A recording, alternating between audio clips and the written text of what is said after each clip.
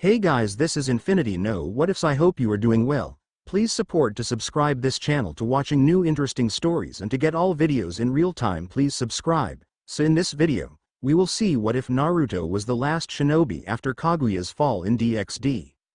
Here is short summary. After defeating Kaguya, Naruto finds himself in a new dimension with humans that had the inability to use chakra. As the last of his kind, with all 9 bijus and with both yin and yang seal, Naruto blames himself for the death of his comrades. Will he find people to call his precious ones in this supernatural world? Or will he fall to despair? But before we start, if you want more stuff like this, then be sure to subscribe and like this video. And if possible, share this video with your friends. Now let's start the story. It's over. These were the thoughts of a blonde boy wearing an orange and black jumpsuit that looks like it's seen better days, floating in the dimensional gap covered in golden flames. Naruto, I am sure they'd all be proud of you, Kurama tried to console his first friend. Naruto was on the verge of tears, his lips quaking. All the exhaustion, hunger, and pain was getting to him. Play sadness and sorrow lost? You really think so, Kurama? Kakashi-sensei, Sakura, and Sasuke are all dead because of me, because I wasn't strong enough. Maybe if I really paid attention in the academy, maybe if I had spent more time training, maybe if I was more serious, maybe if I took the Ash Killing Bone instead of Sasuke, he would have made a difference. If he had both yin and yang seal, then maybe he could have saved Sakura and Kakashi-sensei. I failed them all, Kurama. I'm all alone, Kurama, I'm alone. All the massive fox could do was let his partner vent out all his frustrations. It was a miracle they actually defeated Kaguya alone, but that bitch had one last trick up her sleeve, and here they are in this strange void. Now, all Kurama could do was let him vent before they actually find a way out of this place. The only thing keeping him alive is Kurama chakra mode, and that would soon run out. Naruto, I never knew you were one to spit on the sacrifices of your friends. They sacrificed their lives so you could live because they believed you could defeat Kaguya. They died with a smile on their face, and you owe it to them to live your life to the fullest, because that's what they'd want you to do. Naruto was in his mindscape on his hands and knees, listening to all of what Kurama said with realization dawning on his face. He had to live, he owed them that much, at least. Looks like I'm finally getting through to him, Kurama thought. The sooner he got Naruto out of this place the better. His chakra was weak and it barely helped in protecting Naruto from danger. This strange dimension was fighting against them as if they were not meant to be here, but that's the least of their problems, however. 2 massive signatures were lurking around in this space, and one of them was advancing to their location fast. These signatures, they were incomprehensible, in the sense that the massive, 9-tailed fox had never sensed an energy like it before. It was not chakra, nor was it natural energy. It was something else entirely. Get up, Naruto, you're not alone. 9 bijus all gathered around him with their fists stretched out to make a fist bump with Naruto. You have me and my siblings. You might be the last of the elemental nations, but, through you, a new generation shall spring forth, and this time they will be guided into the light, and I promise you'll never feel loneliness, Naruto, and when you do feel it, you do what you always do. You find your precious people, so get up, Uzumaki. I will not have my Jinchuriki brood like an Uchiha. Shukaku to Kurama all surrounded him, cheering him on, and then Naruto knew he wasn't alone, or at least not entirely. Naruto brought his fist up and bumped it with all the biju's fist, and a ripple went through the water in his mindscape. Well, he sniffs, we better get out of here. Naruto wiped his nose with his tattered sleeves. The gears in his mind were shifting furiously, trying to find a solution. A way of the void they were in. And how will you get out, Uzumaki? Shukaku asked. After Naruto defeated him, he had a small amount of respect for him, and seeing him go one-on-one with Kaguya made him respect Naruto even more. Hey, trust me, Shukaku, I have a plan, but it's suicidal and I don't even know where I'll land. Naruto was already out of his mindscape with a Hiraishin kunai in hand. I really hope this works because I want to live, he thought before he got serious. The shinobi closed his eyes, burning an image of Konoha on his mind, through his entire body. He tried to envision himself in Konoha, and when the picture became clear, he let loose a great cry, summoning all the chakra he had left, not sparing a single drop. Ha! Naruto went full Kurama Sage mode, trying his best to hone in on a Hiraishin kunai but couldn't find any. Time for Plan B. Taking in a deep breath, Naruto closed his eyes for a second and opened them to reveal that his former orange pupils with a black horizontal bar and a vertical slit changed to purple with a ripple-like pattern. He clapped his hands together and focused all of his chakra in his eyes. The ripple pattern was being overlapped with another different pattern entirely as a crack in the endless void of nothingness appeared in front of the shinobi. The Eye of Samsara had done a lot of feats he himself bore witness to which were nothing short of miracles, but the blonde was inexperienced in its usage. Having a basic understanding of all universal things chakra-related, Naruto knew something was happening the moment he sensed a sudden change in the flow of chakra in his eyes. Naruto couldn't see, but something was happening to his eyes, he could feel it, and then, a crack appeared in the endless void of nothingness in front of the shinobi. Seeing this, he pumped more chakra into his eyes to strengthen the jutsu, and his efforts were rewarded when the crack widened again. Just a little more. Naruto tried to reassure himself, but he knew he was on his last leg. His eyes bled due to the strain put on them. His eyelids felt heavy and his consciousness slipped away at an alarming rate. His body disintegrated bit by bit as the chakra cloak protecting him waned, thus, leaving him defenseless against the dimensional gap's corrosive nature. The only thing slowing down the process was Kurama, who was still pumping the last of his chakra into Naruto. The other bijus had sacrificed all of their chakra and had fallen into a deep stasis. "Come on, come on, come on," he screamed as golden chakra burst from his body and the crack widened enough for a Hiraishin kunai to pass through it. "I'm coming, everyone," he screamed mentally as he threw his father's famous kunai into the crack. Hiraishin no jutsu. Swish. He was gone in a flash. The blonde escaped death in the dimensional gap into the unknown. The crack in space closed up. He never saw the huge red western dragon comparable to the size of the first Hokage's wooden statue coming, nor a little girl dressed in a gothic Lolita outfit looking at where he was with keen interest. The little girl could feel the huge amount of chakra left behind by the creature that invaded her home, and it felt human. But no human could have survived in the dimensional gap. Someone strong was in the gap. "I will need their power if I'm to remove Great Red from my home," she mused. "I will find you, stranger." Scene change. The moon was out in a certain town in Japan when a crack in space, the size of a human head, opened up in thin air. A three-pronged kunai came out of it and stuck itself into the ground, and a heavily bleeding body appeared right beside the kunai. "I made it. I survived." The blonde Uzumaki couldn't move, but he was grateful he made it out of there alive. His eyelids were getting heavy and all he just wanted to do was sleep for now. His partner's voice congratulated him before he became unconscious. "You did well, Naruto," Kurama commended the unconscious blonde. An event that happened once was happening again. The mindscape was getting darker and darker while Kurama couldn't stop his own eyelids from closing. It's all right, now that they were back home, or so Kurama thought. The nine-tailed fox's pupils dilated a fraction when he sensed something was wrong. "Where did the Hiraishin kunai send us to, Naruto? This isn't Konoha." Kurama knew everything was wrong when he sensed no chakra in the people living in this place, nor did he sense the Shinju or the massive chakra network created by Madara using the Mugen Tsukuyomi. Damn it, Naruto, where did that Hiraishin kunai take us, and what was that jutsu? Kurama wondered how Naruto was able to create a crack in space in the first place before he closed his eyes, completely out of chakra. Time skip. 2 years later. "Ah, I'm bored, guys," one Naruto Uzumaki sighed for the zillionth time that day. "Kurama, I'm bored," he whined. Kurama, the strongest of all bijus, really wanted to unleash his greatest bijudama on the blonde menace in the crappy apartment they called home, but refrained from doing something like that because the last time he and Shukaku had a misunderstanding, they ended up destroying their former apartment while Naruto was out on business.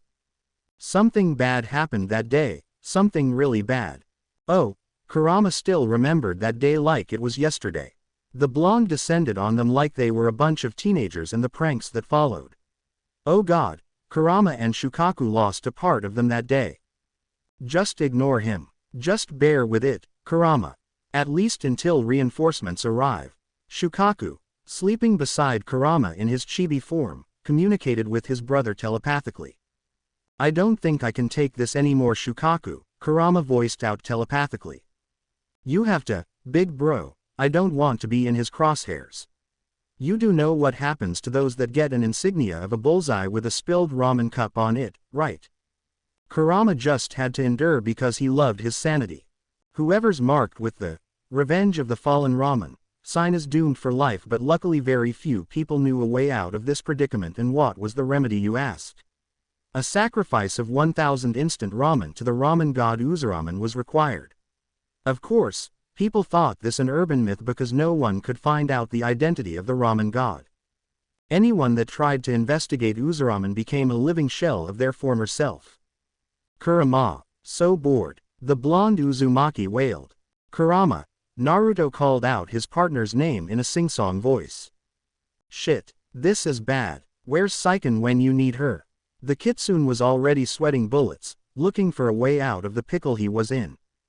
Saiken would release this certain nerve-calming gas whenever Naruto blew a gasket, and it was pretty effective, plus the fact that Saiken had a pure record out of them all helped her case too.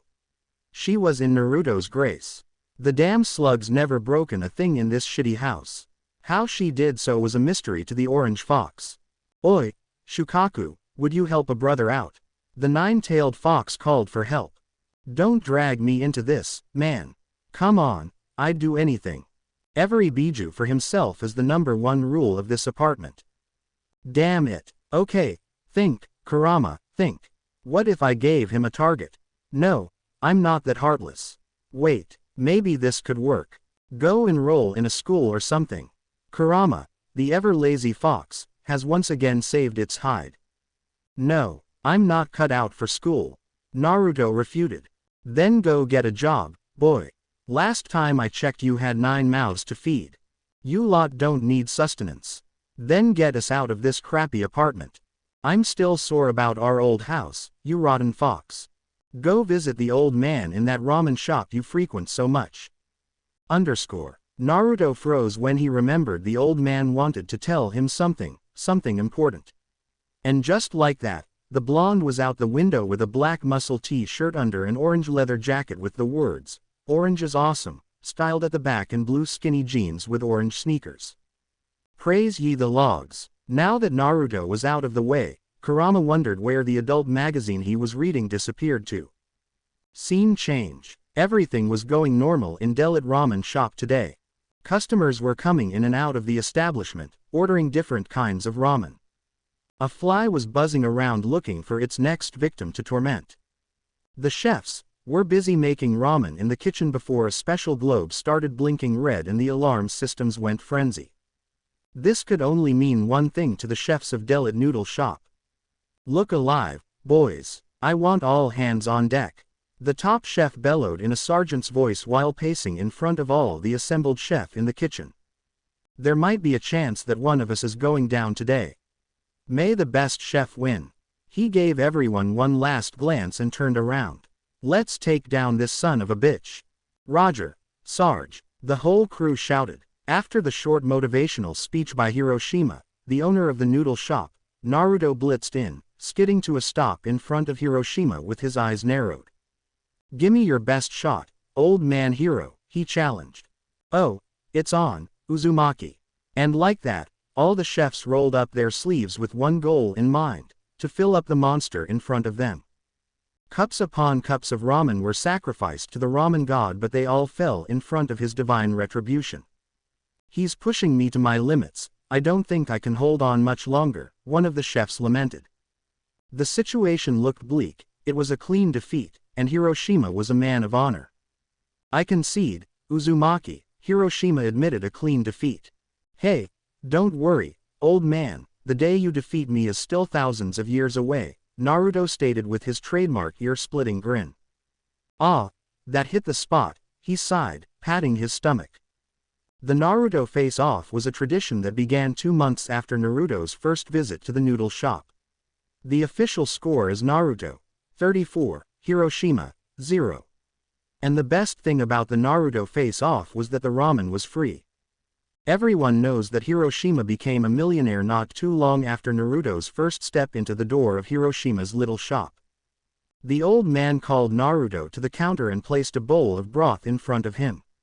"I have a gift for you, Naruto," the old man said all of a sudden. "What is it, old man?" the blonde ninja asked with genuine curiosity on his face. "I sure hope it's a free ramen pass for a week. I'd become bankrupt," old man Hiro deadpanned. "Yeah, no shit," he agreed in a dull manner. Hiro dropped an orange envelope with a message on it with a title that reads, "To our number one customer," on the table. Naruto, who was slouching on the table, raised his head up when he saw the envelope and found a golden key in it when he tore it open. "Congratulations, Naruto, I just bought you a new house in Kuo," the old man exclaimed. "Ah, old man, thank you so much." Naruto held the key like it was a lifeline tossed to a sinner in hell. "You deserve it, Naruto." The old man ruffled the blonde shinobi's hair. "I hope you actually find a new job and a nice girlfriend." Naruto was going to miss the Shingahashi district because of the old man and his noodle shop, but he had this feeling that Kuo wouldn't be boring like this shithole he landed in after falling into Kaguya's Yomatsu Hirosaka after sealing her off for eternity. "Thanks, old man. I better get packing, then." "Don't be a stranger, Naruto," the old man said. "Goodbye, old man," Naruto waved at Hiroshima. Naruto was on his way home, bored out of his mind. He wondered if his lifestyle was okay. Was it something worthy of the number one hyperactive, knucklehead ninja? He didn't even know what hyperactive meant anymore. The blonde Uzumaki quickened his pace because he wanted to see how the Bijus would react to the news that he's got a new apartment in Kuo. Those little runts have been bitching and beeping about the poor living conditions lately. Scene change. All nine-tailed beasts were in a state of panic right now because Shukaku and Kurama had wrecked their home again. Naruto would descend upon them with an unholy temper. Speaking of the devil. Swash. Naruto stood at where his house was supposed to be, only to see Matabi, Isobu, Sun, Kokuo, Seiken, and Yuki pointing at Shukaku and Kurama who looked like they wanted to be anywhere but there. That's when it all clicked in the ninja's head. Those bastards destroyed his house. Again, a huge pressure slammed on the two culprits and killer intent they've never felt before was directed at them. The air got so thick with the amount of Ki Naruto was releasing and then, all of a sudden, it all vanished. For once, Shukaku and Kurama had the same thought going through their minds. "Shit, we're Ed. I just wanted y'all to know how much I love you. Please don't miss me while I'm gone, okay?" the Tanuki of Suna said his last words. Who knew Shukaku had a side like this? "Just so you know, Matabi, I stole money from your safe to buy an adult magazine. Just wanted to make restitution before I die," Kurama confessed. "I knew it, Arrow Fox." Matabi hollered. "Hey, a fox's got urges too, you know." Kurama tried to justify his actions. Naruto took a steady gait towards them and every step forward increased the tension in the air. It got so intense that one of the tailed beasts actually farted. Who the hell was that? Kokuo, the gentle one among Hagoromo's creations, voiced the question that was on everyone's mind. "I have good news, guys," Naruto yelled, leaving the Bijus bewildered. "Pack your luggage cause we are going to Kuo." "What in the world?" Kurama had a confused look on his furry face. "I have a new mansion waiting for me in Kuo." Naruto squealed in joy like someone that hit the jackpot. "What?" was all the tailed beasts could get out. "I'm too old for this shit." Kurama shook his head, sighing deeply. Naruto and company were in front of their new home in Kuo staring at the little mansion in awe. He couldn't help but smile because this was his first gift in this world and he'd be damned if he let those wild beasts destroy this one. "Well, guys, let's go check it out." Naruto's words were followed with a chorus of, "Yeah," from his partners in their chibi forms. "Wow, this place is beautiful." Naruto looked around with childish-like awe on his face and was very eager to explore the house.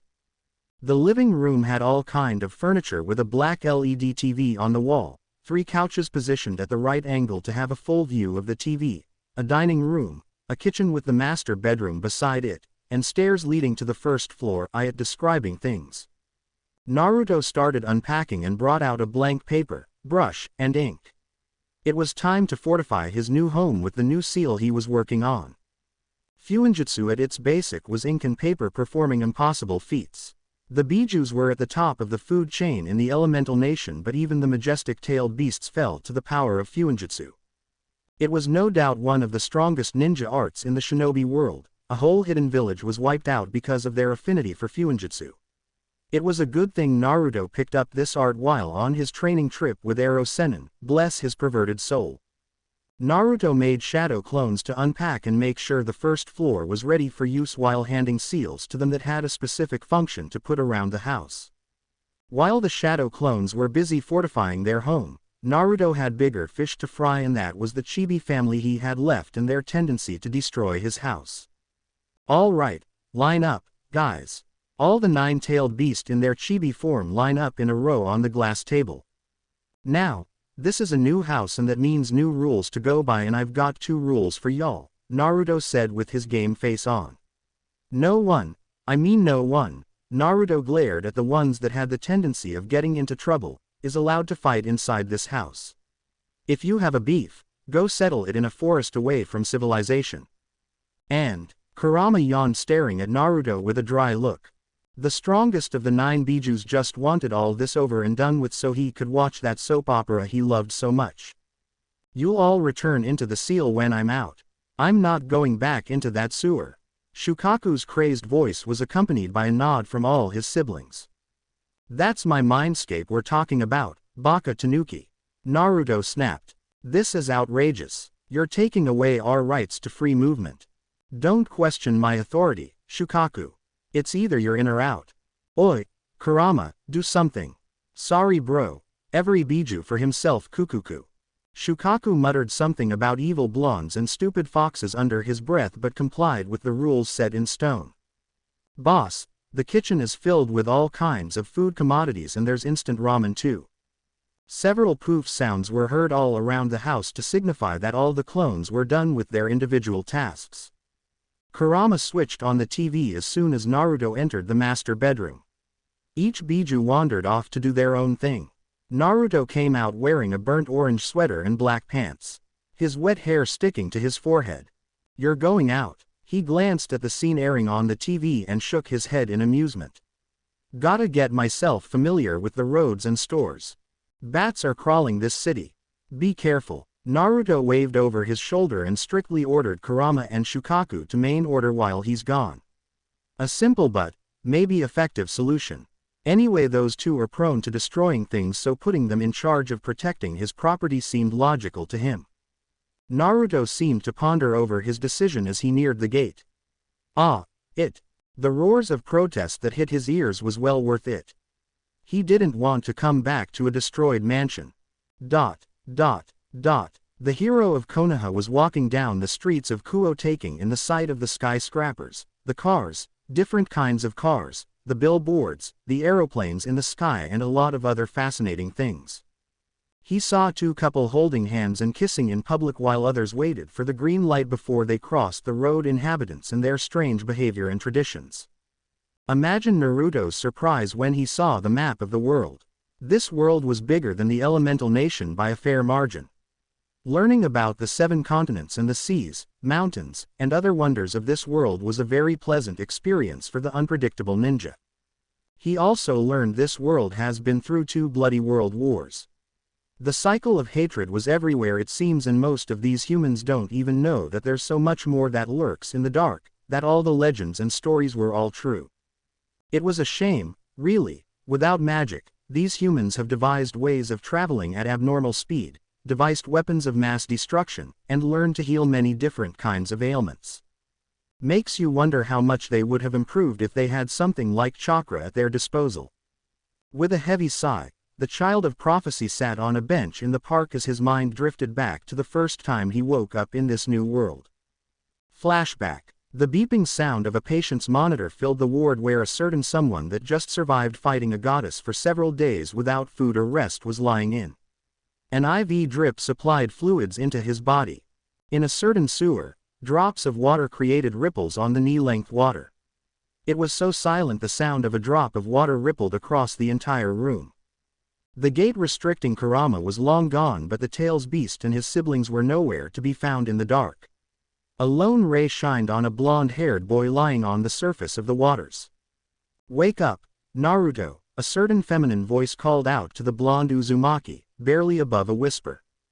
Naruto laid down unmoving, his eyes devoid of emotions. He just stared on lifelessly with half-lidded eyes. "Naruto." Naruto slowly blinked at the call of his name. It seemed like the voice was coming from a great distance. It kept on reverberating, rising in volume and intensity to the point where he felt bothered by the incessant calling of his name. The water droplets started dripping faster, the ripples reaching the blonde's position. "Wake up." Naruto's eyes snapped wide open in his mindscape, and a second later he regained consciousness in the physical world. "I'm not dead." Naruto tried to open his eyes, but the fluorescent lights stung. The last thing he remembered was a horizon out of that weird dimension. After his eyes adjusted to the lights, Naruto noted that he wasn't in his tattered jumpsuit, his pouch nowhere to be found and his hitai missing. He was in a light blue hospital gown with a white flower pattern scattered around it. His sensitive ears pick up indistinct chatter, the smell of strong disinfectant hits his nose. He felt sore and hungry. He brought a hand to his temple to massage the throbbing headache he had, wondering where the Horizon Kunai brought him. "I see you're finally awake."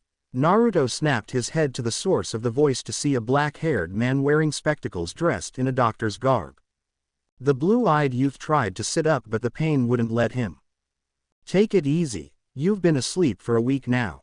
We thought you wouldn't wake up for a while because your wounds were very fatal," the doctor told the awakened blonde.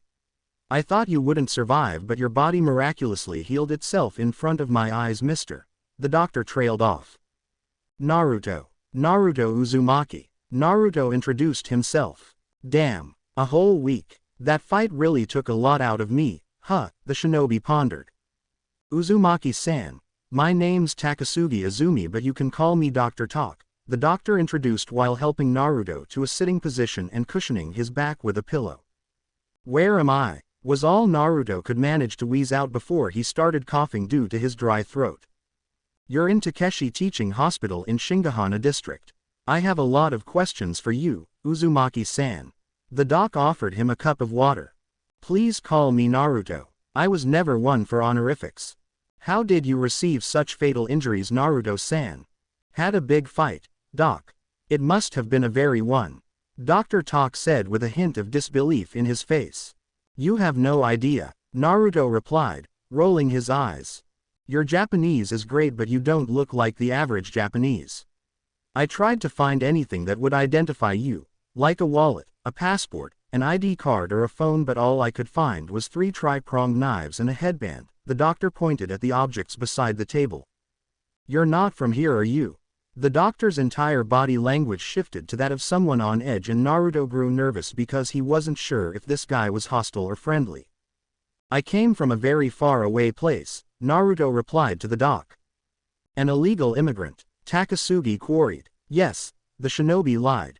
Dr. Takasugi's wary expression morphed into an emotionless as he asked the blonde, "What are you, Naruto-san?" "What do you mean, doc?" Naruto raised an eyebrow at the question. "I saw your wounds heal by themselves, Naruto-san. I heal faster than normal. Humans don't heal that fast. What do you know about the supernatural?" Naruto withheld his tongue before he spit out another answer. What was this guy's angle? What's a supernatural? He's never heard of the term. Surely you must have some kind of sacred gear that grants you the ability to heal faster than normal. "So, what faction would want you dead, Naruto-san?" "I don't think I understand you, doc," Naruto answered, a bit confused. "Factions. Sacred gear. My sacred gear shows me the affinity of magic in a human, and every human, no matter how minuscule it was, had an affinity for magic, but you had 0 magic affinity." "Magic. Like parlor tricks?" Naruto frowned. "Are you perhaps a yokai?" "Look here, doc, I'm 100% human the last time I checked, so stop questioning my humanity." Naruto was confused right now. All he wanted was some rest and maybe food. Ramen would have been better. "Wait, does this place have ramen?" I don't know what you're talking about, so if you'll excuse me, I'll be on my way. Naruto tugged at the syringe in his vein and was about to get up before his negative emotion sensing started blaring. We're not done yet, Naruto-san. You see, the people I work for need special people like you in their ranks whether you like it or not. Naruto had a Hiraishin kunai, his own Hiraishin kunai, mind you, to his throat in an instant. The disrespect was strong in this one. Calm down, Doc, you don't wanna do this, Naruto replied coldly. Why wouldn't I, pray tell? He asked, drawing a thin line of blood from his neck. Someone is about to enter the room. True to Naruto's words, a nurse with a tray filled with drugs and water entered the ward. Ah, Dr. Takasugi, he's up, I see. She beamed at the patient with a smile. Yes, I was checking up on him to see how he was doing, the evil doctor replied casually, like he hadn't just threatened the convalescent blonde. You can leave the tray on the bench beside the bed. Thank you, Kagafu-san. Naruto smiled at the young nurse who returned his gratitude with a nod. 5 seconds later she was out of the room. Now, we could do this with your memory intact, or do you prefer to be brainwashed? The doctor had him in their previous position.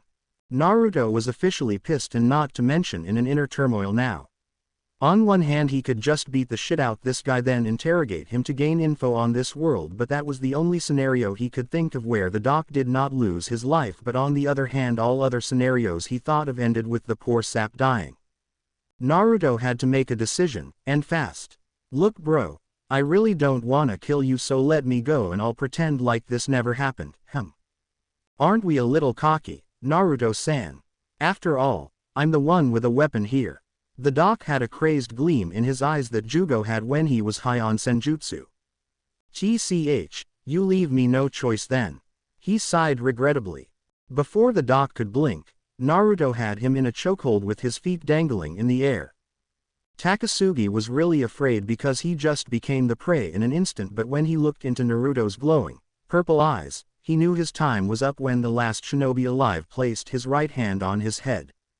Ninjendo, he intoned. The lifeless body of one Takasugi Izumi dropped with a dull thud.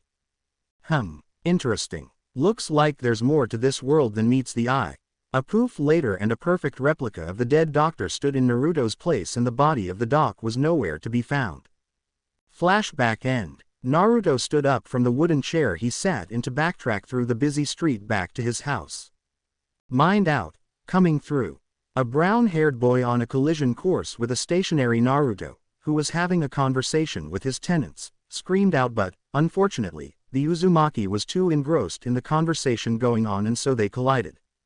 Well, more like the brown-haired boy ran into a brick wall and rebounded off of it, landing with his ass on the floor. Are you all right? Naruto was concerned about the boy before he felt a familiar sensation. A tingle ran round his skin. A pervert, huh? You see, after spending 2.5 years with Jiraiya, Naruto developed a seventh sense. That's right, a seventh sense that is activated when a pervert is within a certain radius of him. Damn. This guy's pervert aura is on par with Ero Sennin's. He whistled in awe. Issei was a little disoriented but managed to get his bearings. I'm fine, stranger-san. He replied, gazing up at the person he bumped into. The mop of blonde hair reminded Issei of Kiba, the pretty boy of Kuo Academy. I'm sorry but I gotta go, my mom's going to kill me if I'm late. The boy dusted his pants and continued his race back home. Naruto continued on his path back home, the same path the perverted brunette took. Naruto wondered if they were neighbors but dismissed that thought because his pervert radar would have picked up on something. He could have Hiraishined home but didn't because he wanted to walk today. And besides, those tailed monstrosities would want out when he got home. Now, all that was left was to eat as much ramen as he could and then get some much-needed sleep. Alarm clocks are a must-have item in the 21st century. Don't think so. People once paid other people to wake them up back in the old days. They'd hit their windows with a long stick to wake them up in the morning. Now, with the invention of alarm clocks, you can kiss those sticks goodbye. They came in different shapes and sizes and ringtones. Even smartphones come pre-installed with alarm clocks. Most students make use of alarm clocks to rise early in the morning. Alarm clocks with normal ringtones. All except the mighty pervert himself. Dot, dot, dot, wake up, wake up. If you don't wake up I'll kiss you. A digital alarm clock repeated like a mantra until a tanned hand slammed on the alarm clock that displayed 7:15 a.m. Issei had a very weird alarm clock. It's morning already. He scratched his unkempt hair while rubbing his eyes. Issei Hyodo was an average third-year high school student of average height, short, spiky, brown hair with 2 short locks of hair behind his head, and light brown eyes. He was an only child living with his parents in Kuo. Everything about him was average except for his massive libido. Issei was a shameless pervert with an unhealthy obsession for women's tits. Due to this, he was disliked by the female students of Kuo Academy, a recently co-ed academy, which was the perfect place for a massive pervert like him to indulge his perverse desires because of the higher female population. He was a proud member of the school's perverted trio, a trio of the most perverted men in Kuo Academy. He wore the standard Kuo Academy uniform except he had a red shirt. Issei's dream was to become a harem king. He had breakfast and said a quick goodbye to his parents. He was en route to school when he spotted his new neighbor, Uzumaki Naruto's house. In Issei's opinion, Naruto was an enigma. He was jobless and his age, if Issei took a guess, would be around his early 20s. Sometimes, he'd have this bored expression on his face and sometimes it'd be melancholic. Issei would sometimes hear different voices coming from his house at night. He still remembers when he bumped into the strange blonde for the first time and how rigid he was.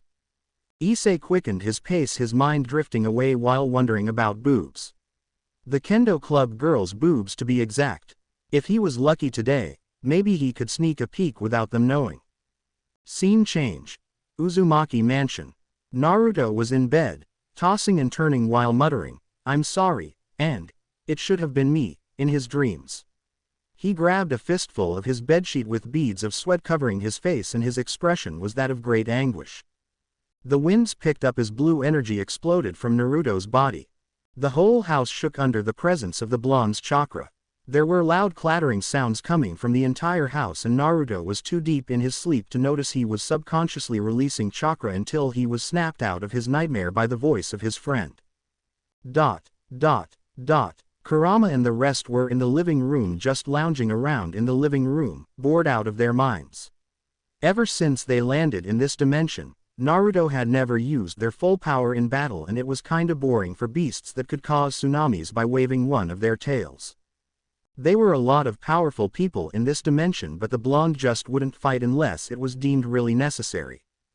We have to do something about this lackadaisical attitude Naruto has developed over time. Matabi really cared for Naruto because he was the one that reunited them after all these years and gave them hope but this attitude of his was unbecoming of the boisterous shinobi. Yeah, it's been a while since we last saw the Naruto that gave a damn about people.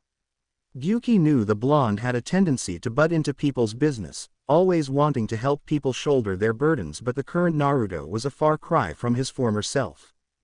Do you think he still hasn't gotten over his guilt and regrets? Son Goku added his 2 cents on the hot topic. Hey, shouldn't you know why the kid became like this, Kurama? After all, you've been inside him since birth. Isobu, the 3-tailed turtle, probed the strongest among them. Said fox was on its hind legs while his head was resting on his paws with his eyes closed. It's a coping mechanism the Brad developed over time and the only way to break out of it depends on him entirely. Kurama shared a much deeper connection with Naruto than the rest of the Bijus so he knew the solution to Naruto's problem. I don't think I understand. Shukaku was really confused right now. All I'm saying is that the Brad needs to make new bonds. He needs friends, precious people that would help him overcome his guilt and, in his current mindset, that's impossible. I see, he needs to get out there and... Whatever Saiken wanted to say was cut short when they all felt a spike in Naruto's chakra level. Shit, Kurama cursed under his breath. The chibi giant took off from the couch and was in Naruto's room a second later. Snap out of it, Naruto. Naruto.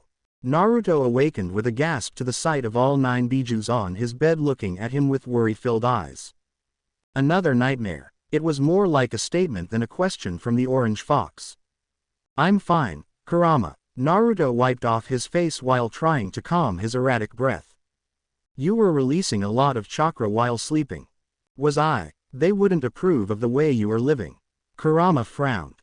Shut up, Kurama. Naruto groaned. You have to come to terms with the fact that you can't reach the elemental nations anymore. They would have all turned into white Zetsus by now. Kurama said. Super Gramps Sage must have a solution. Naruto replied. Not without our chakra. You don't get it, do you? I have been finding a way out of this place for 2 years now because I'm the only one that can dispel the Mugen Tsukuyomi. I don't know how long it will take before everyone turns into white Zetsus. This brooding around won't help at all, Naruto. All I'm trying to say is that you should make new friends and, who knows, maybe they could fill that empty space in your heart once again. What do you suggest I do, then? He threw Kurama a flat stare. Try to make new acquaintances. Kurama suggested. Just know that no matter what happens, we are here for you, Naruto. The other Bijus nodded in unison. Naruto was secretly happy he wasn't alone in this world, that he had the tailed beasts with him. They helped him keep a bit of his former self, and he's been a little strict with them lately. Thank you everyone, and I am using this medium to apologize to you all for the rules I set up. From now on y'all are free to be anywhere you want, but rule 1 still stands. Don't destroy my house, okay? Yes, I'm free again. Can I use the backyard? Shukaku was almost jumping with glee because he liked being in the physical world. Yes, you can all use it however you like. Naruto was starting to regret his decision when he saw the faraway look in their eyes. I guess it's time I actually change my unemployed status, huh? I think it's high time I created my resume. Naruto had a massive grin on his face. Just hold on guys, Naruto Uzumaki doesn't go back on his words. Datbayo. Scene change. Evening. Issei had a long face on, thinking about his unfulfilled school life on a bridge. Will my time at the academy be wasted without a single chance to get some boobs in my hands? Issei was so deep in thought he didn't notice he had company. A black-haired girl in a uniform he's never seen before walked up to him with her hands in front of her interlocked together and her gaze was on the floor. Are you Hyodo Issei from Kuo Academy? She asked timidly. Yes, that's my name. Issei replied with a blush. He couldn't help but notice how cute she looked. My name is Amano Yuma, the cute girl introduced herself. She seemed to fidget for a while before she mustered up the courage to say her mind. Are you seeing anyone at the moment, Hyodo-kun? Not really, Issei said in a carefree manner. Then, would you please go out with me? What did you say just now? Issei stuttered. He was really surprised that a cute girl just walked up to him and asked him out. I've always seen you pass by here and well. Please go out with me. The cute girl screamed with her eyes squeezed shut, fearing rejection. Issei was a happy man today. Maybe the most happiest man on earth. Scratch that. The day he squeezed some opie would be declared a public holiday by the gods. Everyone always thought he'd never get a girlfriend. Hell, Issei knew his chances were slim given his perverted reputation, but here he was on this bridge with a cute girl asking him out. Yes, of course I'd like to, Amano Yuma-chan. He replied in a heartbeat. Yuma had a megawatt smile on her face and Issei couldn't help but blush. How's tomorrow afternoon sound? Yeah, that'd be great. Issei was skipping in his neighborhood with a large perverted grin on his face. Matsuda and Motohama would be so jealous when he showed off his new girlfriend tomorrow. He was dreaming about the opie on Yuma and the perverted things he'd do to them. He was so distracted by his perverted fantasies he almost bumped into the same blonde stranger he did yesterday. Oh, it's you. Issei pointed his index finger at Naruto. Oh, it's the resident, perverted brat of our neighborhood. Naruto mimicked Issei. You're the new guy in town? Issei asked, feeling uncomfortable because his new neighbor must have heard news of his perverted habits and now thinks he's a redeemable trash.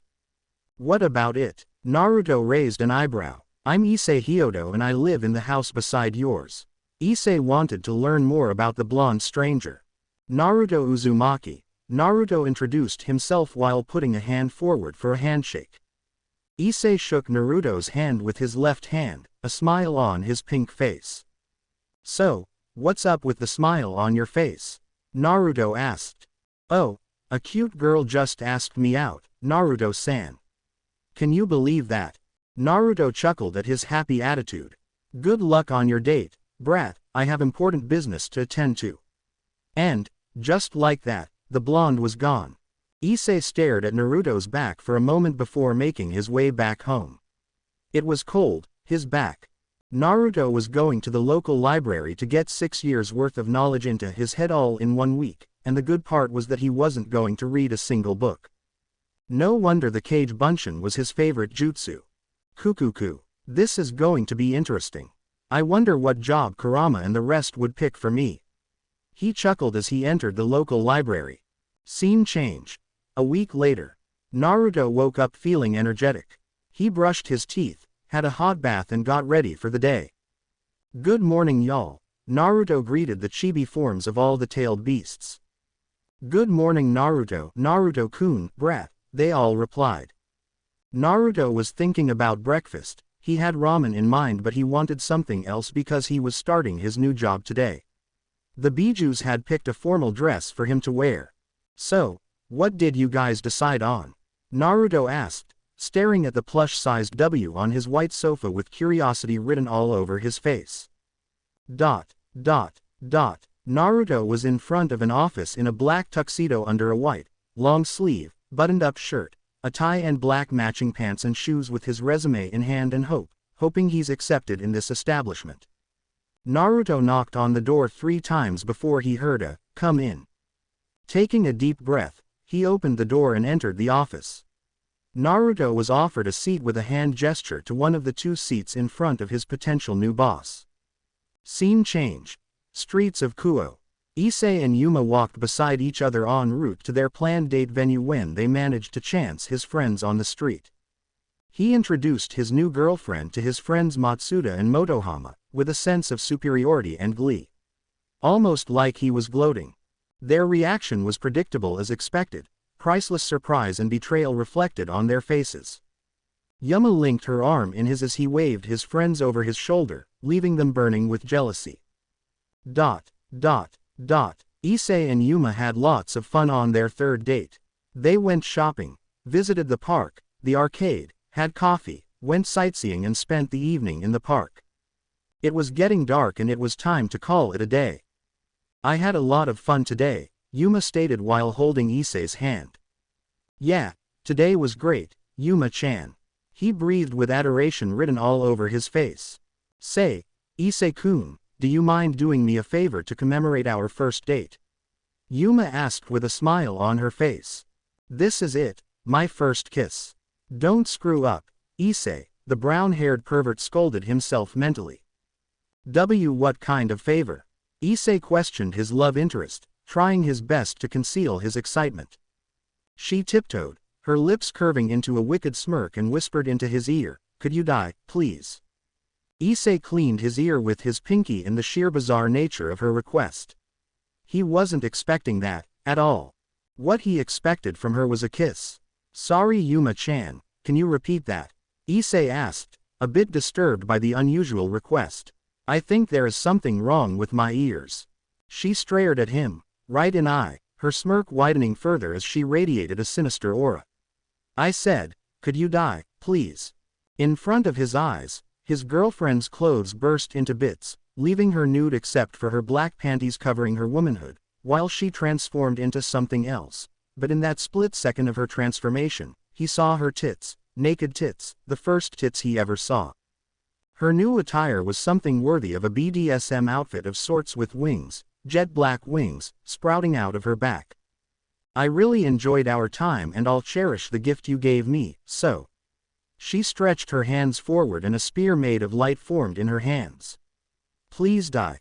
She stabbed Issei through the stomach.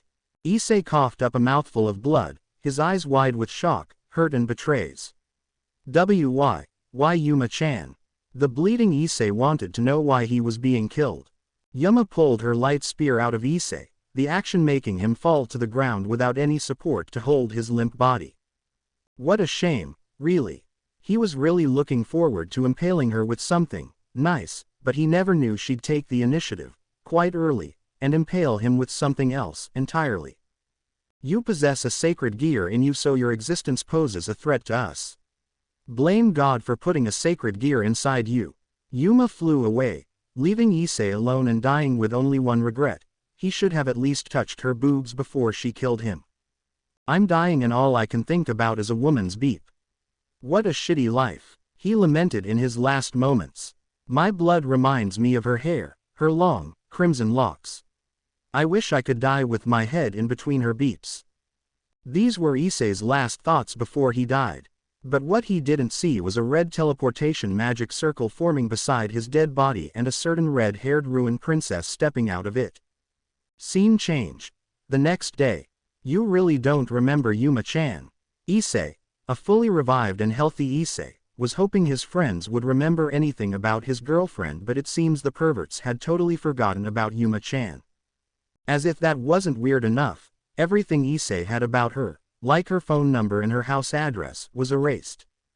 His friends thought he was delusional and the brunette thought it was all a dream too, but it all felt so real. Issei shook his head to clear all his thoughts.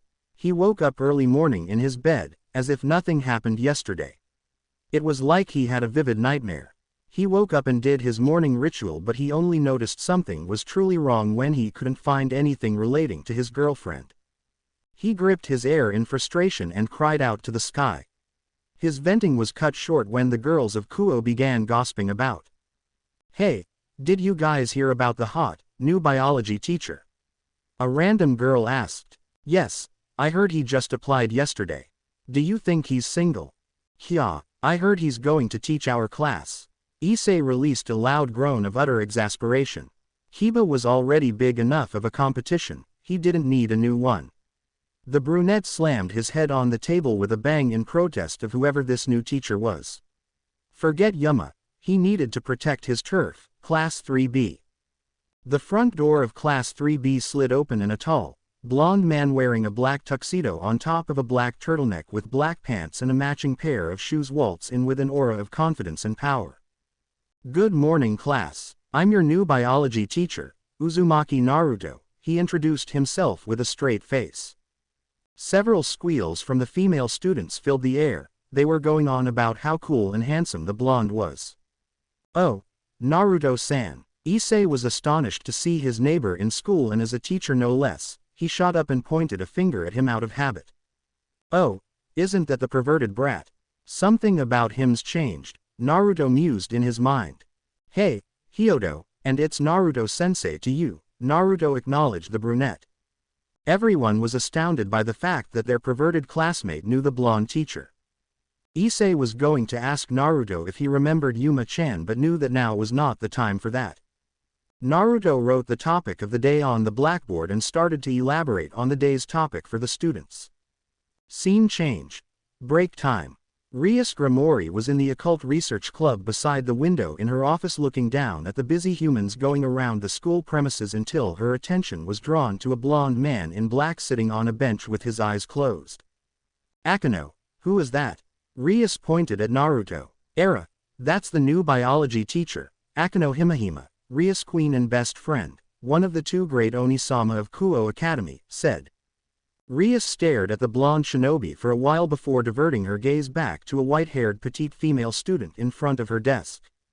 Keep an eye on him and, if you notice anything out of the ordinary, report back to me, Rias ordered her rook, Kaneko Tuju. Naruto was really annoyed. The fangirls of this world were on a completely different level compared to the ones in the elemental nation. His sensitive ears picked up on the comments of the students no matter how much he tried not to. Ah, Naruto-sensei looks so handsome with those black marks on his face. I love Naruto-sensei. Kaya, I wish I could sit by Naruto-sama. Lucky bastard. Go die, Blondie. Naruto's eyes twitched at that. This school was like any normal school except it had those blasted supernatural bats disguised as humans schooling amongst them. After absorbing the Doc's soul, Naruto gained a lot of info on the supernatural world. He could sense supernatural beings if he was in sage mode. They felt inhuman and a devil's aura had a dark but not necessarily evil feel to it. He remembered his first encounter with a devil and when he learned that nature, in this dimension, was angry at everything.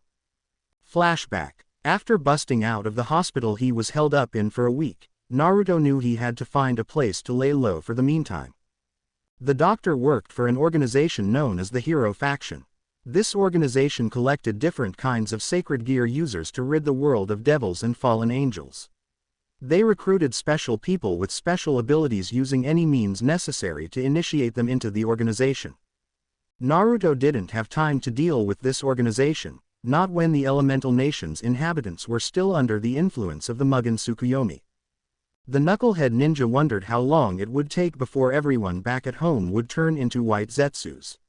It was a race against time and the problem was a ticket to the elemental nation, but for now, he had other worries like how he'd survive in this alien world. It was a miracle his Hiraishin kunai landed in Japan when he threw it through that hole. Where Kaguya's technique brought him to was very dangerous. Naruto had no doubt he would have died if he was not Kurama chakra mode. He navigated his way from the hospital to the forest in the distance. With his destination decided, he pumped chakra into his legs and with a mighty hop he was gliding in the air and he had a bird's eye view of the city. The view was so beautiful from up there, the lights, the roads and the cars on it, the skyscrapers compared to the small buildings and the dots that signified the humans walking down the street. He should hog all this to himself alone. His partners had to see this, he thought. Kurama. Naruto received no reply and thought the Biju was sleeping. He couldn't go inside the seal and wake the poor fox over something as feasible as sightseeing lest he incurs the wrath of the great fox. Naruto traveled away from civilization, jumping across the skyscrapers on the streets till he reached the massive forest in the distance. Kurama, you there? Naruto tried contacting his partner when he landed on the forest floor but received no reply from the giant fox. Kurama, Gyuki, son, still no reply from the Bijus. Fearing the worst, Naruto dived into his mindscape only to see all the tailed beasts were asleep. He breathed out a sigh of relief.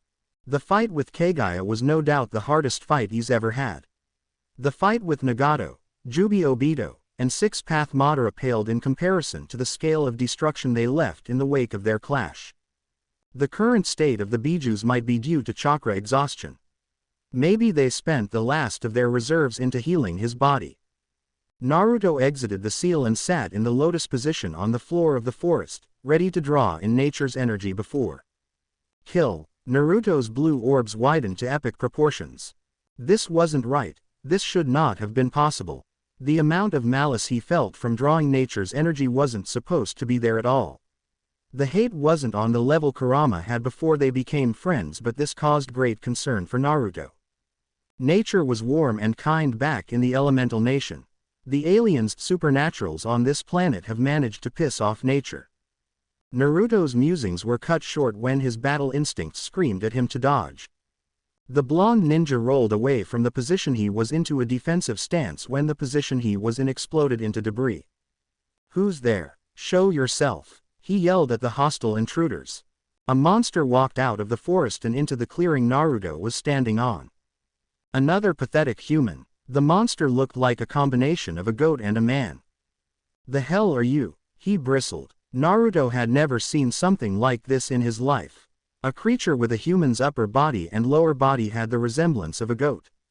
Since you are going to die anyway, I am the stray devil that haunts these very woods you're in. A supernatural being. The bit of information he got from Takasugi's soul had details mostly about the Hero Faction and he was a low-ranked member of the organization. I have eaten lots of unfortunate children who were unfortunate to have crossed my path and whatever it was going to saw was interrupted by Rasengan to the head courtesy of Naruto. I don't have time for this. Naruto was on the stray devil's decapitated body of the stray devil. Naruto heard ruffling sounds coming from all directions. There's more of them, Naruto noted. A dozen of stray devils busted from all around with one goal in mind, to avenge their fallen comrade. Naruto closed his eyes and blurred out of sight and 4 strays fell to the ground, dead. He reappeared behind another stray with his legs raised for an axe kick that cracked the skull of the current stray he was facing. Landing on his feet with 5 dead strays, he quickly disposed of the rest using the Hiraishin kunai. A clapping sound filled the silent forest. That was a most impressive display, for a human. A humanoid figure walked out of the place he was observing the blonde human take out the strays. Looks like your sacred gear was not only for high-speed regeneration but also grants increased speed and strength, the stranger analyzed. Your abilities would prove useful. Work with us and we will teach you how to release the full potential of your sacred gear, the green-haired man tried to cajole Naruto. I don't need you guys to teach me anything, Naruto snarled at the greenette. Well, then, I guess I'll have to use lethal force, he said casually with a poker face. Before we fight, let's exchange names. I'm DxD. DxD unsheathed the green, two-edged blade from its black scabbard which had a dark silver hilt. Naruto didn't give out his name but rushed at his opponent with a Hiraishin kunai in hand. DxD charged at him and they met in the middle. As both blades collided with each other, Naruto's eyes widened when the green blade sliced through his like butter and was headed for his shoulder. With the agility worthy of a ninja, Naruto shifted his body away from the path of the blade. My blade is my sacred gear. It has the ability to cut through metals, DxD boasted. Naruto just scoffed and brought out another Hiraishin kunai but this time, he coated it with a layer of wind chakra and threw it at the green-haired villain. DxD brought his sword up, ready to slap the little blade away before it was his turn to be surprised when Naruto flashed right in front of him with a blue, spinning orb in hand with said orb near his face. Rasengan. Naruto screamed out the name of his technique but DxD reacted fast and used the flat side of his sword like a shield against the spinning orb. The orb and blade battled for dominance in a second and it looked like the Rasengan was winning the war before it exploded outward with a blast of chakra kicking up dust. DxD skidded to a halt while his clothes were singed here and there. The greenette was on alert because the blonde wasn't in front of him anymore. He looked right, left, front and back but saw no sign of the blonde before he looked up and there was still no sign of the blonde. Then that means.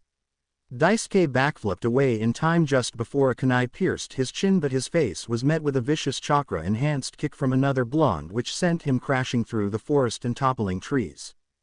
This kid is stronger than expected. I have to get serious.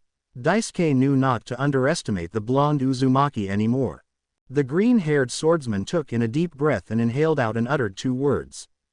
Balance break. A green aura surrounded him while his sword took on a more titanic size and, as for the swordsman, he now had green skin. It's over, DxD said those words and blurred out of Naruto's sight and a second later, his sword went through Naruto's chest. DxD smiled when he thought he had achieved victory before the blonde impaled with his sword poofed out of existence. What? The swordsman exclaimed mentally. You let your guard down. Naruto's voice came from behind him and he had two of those orbs in his hands. Rearing both of his arms backwards, Naruto drove them towards the man's unguarded back. Rasengan. DxD was sent rolling into the ground with a little blood dripping from his wound. DxD stood up with a smile on his face. That should have ended it, Naruto stayed in surprise. DxD charged at Naruto with his titanic sword while Naruto empowered his kunai with a lot of wind chakra. It started glowing blue and with it he stopped the incoming charge. Impressive blade you got there, the swordsman complimented him. Naruto slid his kunai along the edges of the titanic blade to change its trajectory before the bigger man grabbed his hand and threw him away while nicking Naruto's right hand with his sword. Naruto tried to make hand seals but found that he couldn't control his right hand anymore. He glared at the greenette as if demanding an explanation. You see this sword, my balance breaker, Wild Jade, has a special ability, the swordsman explained. A single cut renders the body part useless for a certain amount of time, DxD explained. This is the end, DxD declared himself the winner. Is it? Naruto's hair overshadowed his eyes and with a low chuckle Naruto brought his left hand up above his head and created a Rasengan and kept on pumping chakra into it until it was as big as a house. And that's when DxD knew he was Ed. So, in a last attempt to win, he threw his massive sword at Naruto, hoping to kill the blonde. You really don't pay attention to your surroundings. DxD's eyes widened when he heard Naruto's voice behind him again. Odama Rasengan. Naruto slammed the Rasengan into DxD, ending the match in the wake of the Rasengan's destruction. He gazed around. If there were stragglers or worse, if he belonged to a multi-cell team, their fight must have given out his position. This place is no longer safe anymore, and, like that, Naruto disappeared from the battlefield. Flashback ends. That was the first time Naruto fought a stray devil, but he's met other devils too. With a deep sigh, he got up from the bench he was on when he ran into the brown-haired pervert from the other day turned student, again. Naruto-sensei, do you remember Amano Yuma-chan? He asked with desperation written all over his face. Who? Naruto raised an eyebrow, not really recalling anybody named Yuma-chan. The girl that asked me out on a date. Issei reminded. Naruto seemed to ponder on it for a while before his face lit up. Oh, yes, I remember her. How was your date, anyways? Issei was happy someone remembered Yuma-chan, and at the same time, it brought great distress to his soul. That's the thing, Naruto-sensei, I don't seem to remember what happened at the end of our date. Naruto was on his way home after a hard day at work thinking about one of his students, Issei Hyodo to be exact. The boy didn't know he was turned into a devil yet, and that was kinda weird. He deduced that Issei had a sacred gear and was killed because of it by his new girlfriend, and he was brought back to life by a devil. Talking about bats, one little bat cat's been tailing him around for a while now. Naruto remembered her name was Kaneko, a student of Kuo Academy. She's been following him secretly ever since he left school. Looks like those devils are suspicious of me, Naruto pondered in his mind. What are you going to do about that bat following you around? The nine-tailed fox inquired. Let's kill her. It's been so long since I killed someone. Looks like Shukaku still had his psychotic tendencies. Just a little killer intent would suffice, Gyuki proposed. The prankster in Naruto stirred awake with a new target in sight at Gyuki's suggestion. Kaneko Tuju was tailing the new biology teacher around just like her king ordered her to, but she didn't think anything about the blonde teacher was special given his mundane routine. I wish I had some candy with me, she thought, bored out of her mind. The ever-stoic school mascot had a sweet tooth when it comes to candy. She rummaged through her pocket hoping to find a candy bar when she fished out the last candy bar packet on her person. She tore the packet open only to find an empty packet of sweet in her hand. I've been duped, she thought with narrowed eyes. Kaneko threw the packet away only to notice her target had gone missing. Her eyes darted left and right looking for the blonde when a voice from behind startled her. Nice view you got out here, little cat. Kaneko almost fell out of the tree she was on when she heard her new teacher's voice behind her. The normally straight-faced teen had surprise written all over her face.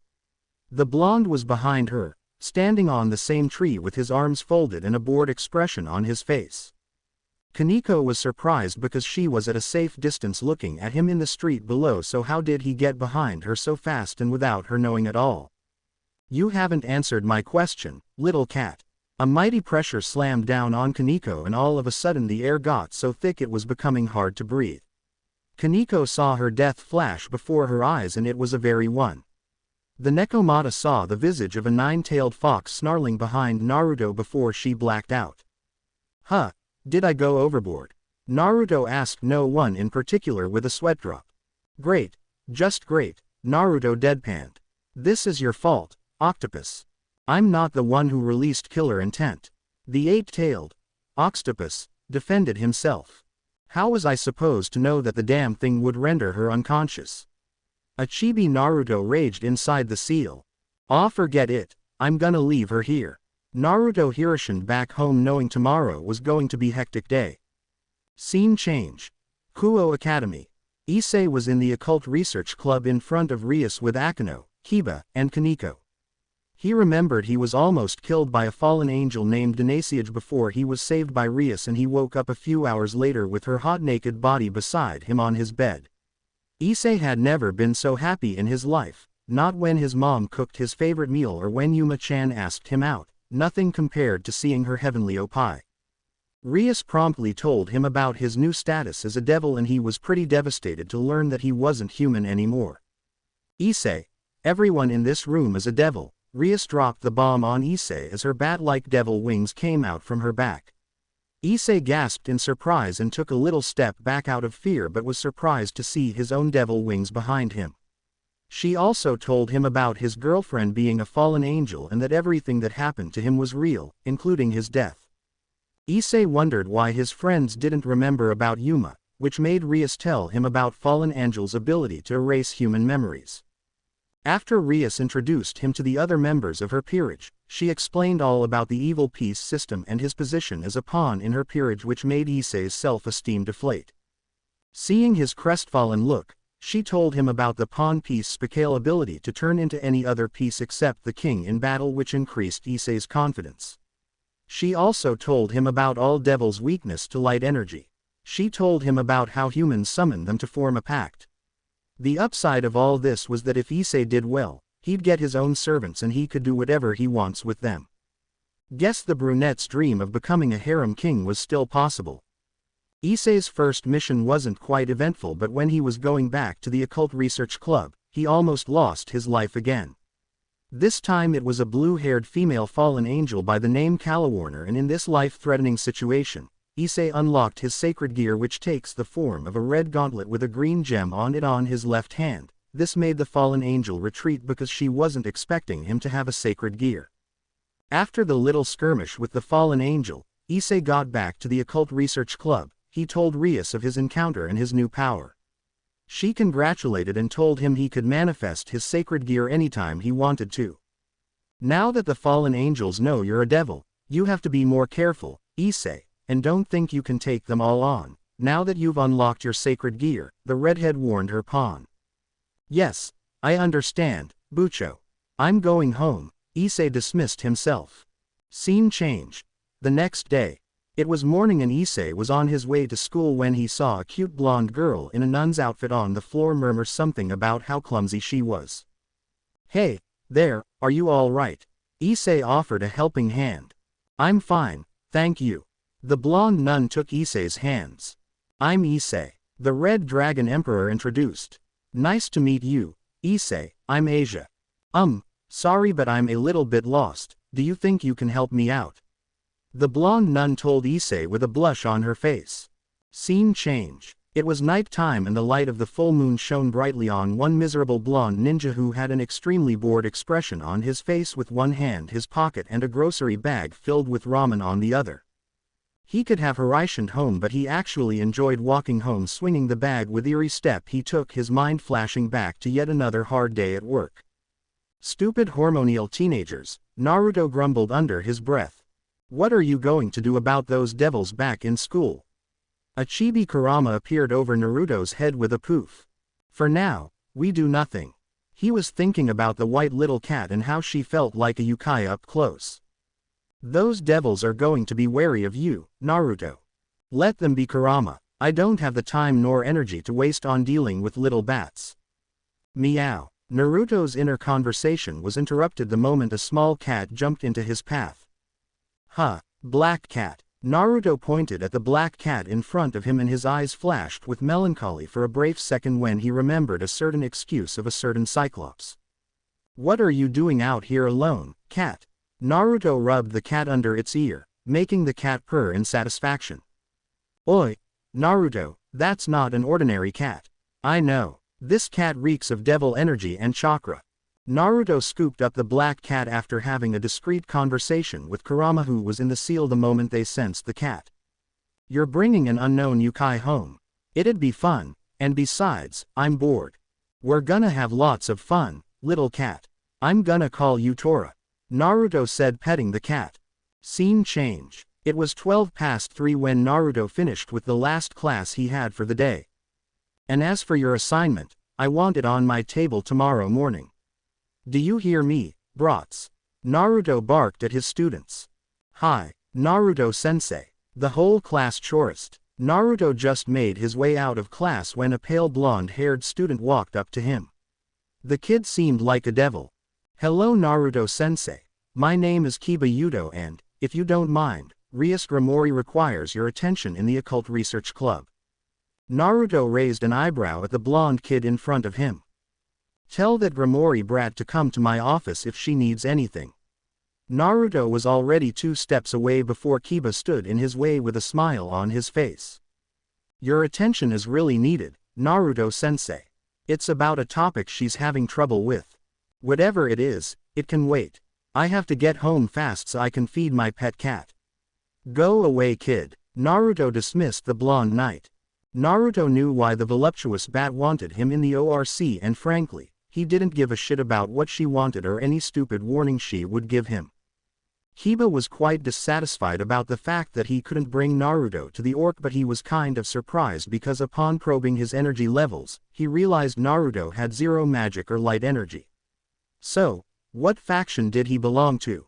Kiba opened the door to the orc and his fellow peerage members except Issei were present. Where is he? Rias asked, noticing the glaring absence of one Naruto Uzumaki. He declined and he said something about feeding cats, Kiba replied to the redhead.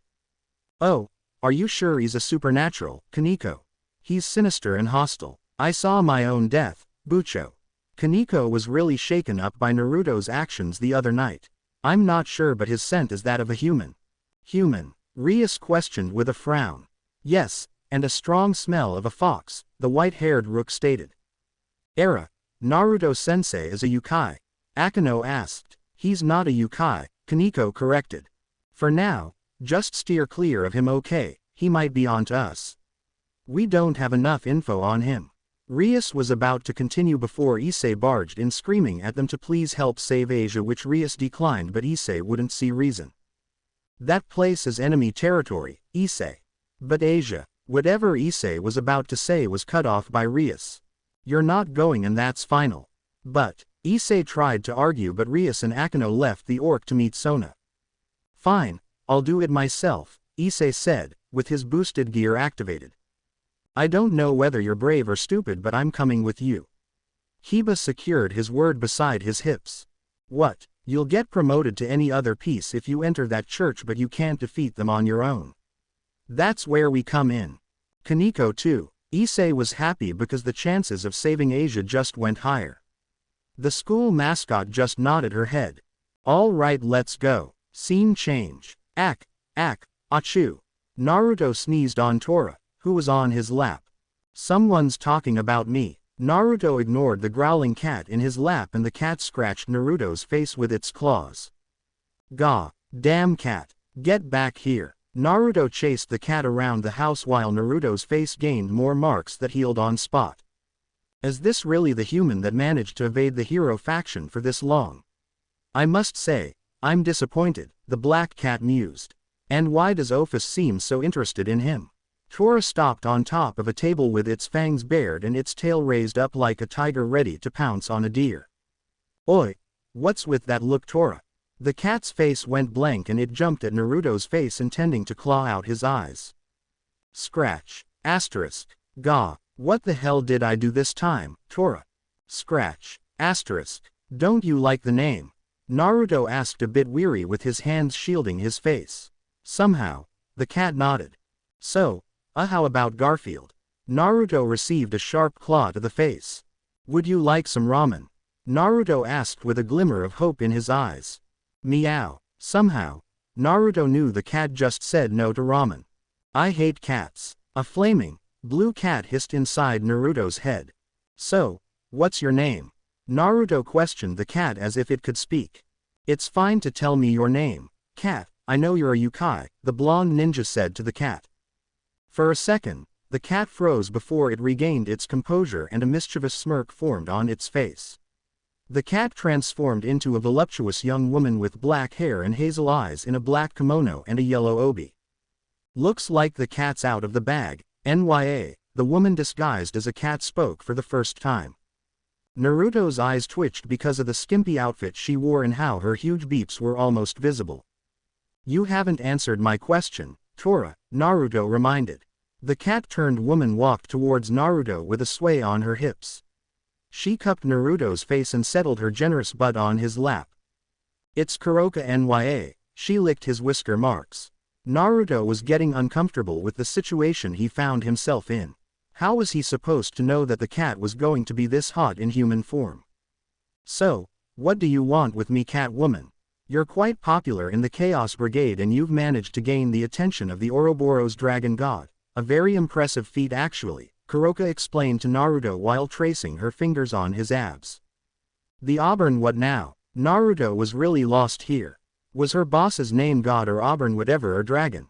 The Infinite Dragon God? Nope. Ophis. I don't know who you're talking about, okay. My boss requires your expertise and she'd have come here in person if she knew where you lived. I am honored and all, Catwoman, but what if I decline?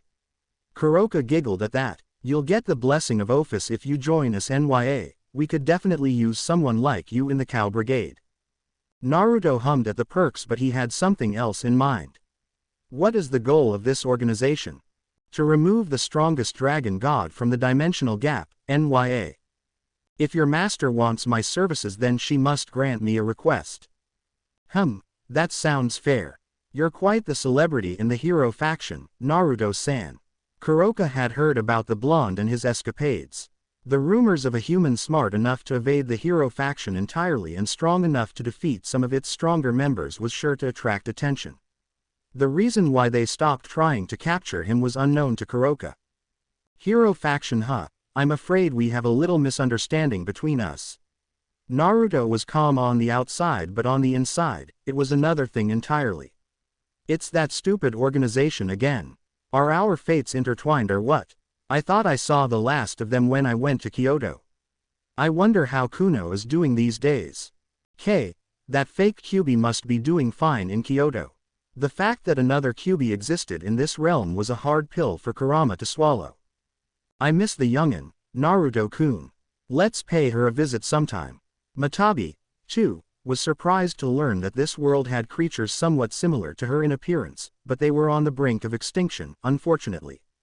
While Naruto was in a conversation with the tailed beasts in his mind, Kuroka decided to gauge Naruto's aura, and imagine her surprise when she was hit with a warm, bright, potent chakra more potent than her own. That's impossible, Kuroka gasped when she felt the nature energy around Naruto's house was calm and serene. Could it be? That's bullshit. As a senjutsu user, Kuroka could sense things, and lately, nature energy seemed more relaxed in some places and what they all had in common was the blonde in front of her. Said blonde just had a distant look on his face. How can you use chakra Naruto-san? Kuroka got no reply from the blonde Uzumaki. She snapped her fingers to gain his attention. Naruto had a lot of explaining to do if Kuroka's mood was anything to go by. He had something excluded to Yukai's inside him and it was perhaps the strongest chakra signature she had ever sensed. A half-blood Yukai. Were the whisker marks on his face due to his Yukai blood? A lot of questions were on Kuroka's mind and she was willing to use force to get answers. She clapped her hands to shake him out of his thoughts seeing the distant look on his face. This was no time to go down memory lane. Questions need to be answered ASAP. Oi! I asked you a question NYA, Kuroka screamed at his face. It took Naruto a moment to process what was going on. What was that? How do you have chakra? Kuroka snarled at him. Shit, how'd she know? Naruto had beads of sweat rolling down his face. Okay, play cool, Naruto. Gah, what do I do? What do I do? A chibi Naruto was inside the seal with both hands on his head running around in circles. You got careless, Naruto. Now she too knows you can use chakra, Kurama berated his Jinchuriki. A light bulb appeared on Naruto's head at Kurama's words. You're a genius, Kurama. Naruto exited the seal. That's my sacred gear. Naruto looked Kuroka in the eyes with a straight face. A sacred gear, what's its name? Kuroka questioned with less hostility. It's a unique sacred gear so I don't have a name for it. Kuroka had doubt written all over her face. She wanted to voice her doubts but Naruto interrupted whatever she was about to say. Do you mind getting off me? Your weight is blocking the flow of blood in my laps. The shinobi knew he had just dug his own grave but it had to be done in order to prevent her from asking more questions. Are you calling me fat? Kuroka's beautiful face darkened considerably, rage flashing behind her eyes. Okay Naruto, this is it. This is your first attempt, don't ruin it. Naruto took a deep breath as he prepared himself mentally. Wait, I don't mean to say wait. I meant to say your succulent ass, Naruto lied in a slick manner. A sly smirk appeared on Kuroka's face. Yes, I do love sitting in your lap after all. Naruto-kun. She gyrated her hips slowly with a smirk on her face. Your aura is so warm and welcoming, Nya. Kuroka rubbed her face into Naruto's hair. His aura was intoxicating and the black-haired beauty was finding it hard to control her instincts. In fear of losing his innocence, Naruto pushed her off his lap and made his way to his room. You can see yourself out. I have work tomorrow. The Uzumaki closed the door with a loud bang. Naruto-kun, let's make babies. Kuroka knocked on Naruto's room. This bitch is crazy. Naruto placed restriction seals on the door to his room. A sacred gear that allowed a human access to chakra. Naruto Uzumaki, you are one interesting human indeed. Kuroka said out loud to herself. She needed to know more about his sacred gear and maybe she could teach him a thing or two about chakra if he joined the Chaos Brigade and then they would make really strong babies together. Kuroka decided she was going to stick around Naruto for a while. Well, I guess I'm sleeping here hehe. Scene change. The local church in Kuo looked more like a battlefield this night as Issei and Ko were in a battle with the fallen angels and stray exorcists. Issei went to confront his former girlfriend whose real name was Rainier only to see an almost naked Asia in chains and Rainier ripping her sacred gear out of her. He tried to stop her but he was too late. Rainier had already removed her sacred gear, Twilight Healing, and implanted it inside her which made her more powerful. Asia was on the floor dying and she need help fast. Kiba and Kaneko bought him some time and he took Asia out of the church but the deed was done. Asia would die and Rainier used this to taunt Issei. Issei responded in an aggressive manner and a fight broke out. It was one-sided for the most part until near the end when Issei managed to barely pull out a win. With Rainier on the floor injured and Asia's dead body in Issei's arm, Rias and Akeno arrived at the scene after they were done with the other stray devils and fallen angels. Rias killed off Rainier and she returned Twilight Healing back to Asia and brought her back to life with her bishop piece making her a reincarnated devil. Issei was overjoyed because Asia was back in the living world. He hugged her close and didn't let go. Let's go home Asia. Issei lifted her bridal style as they all made their way back to the ORC. Asia had a blush on her face when Issei smiled at her. She was really happy because she now had what she wanted all along. A friend.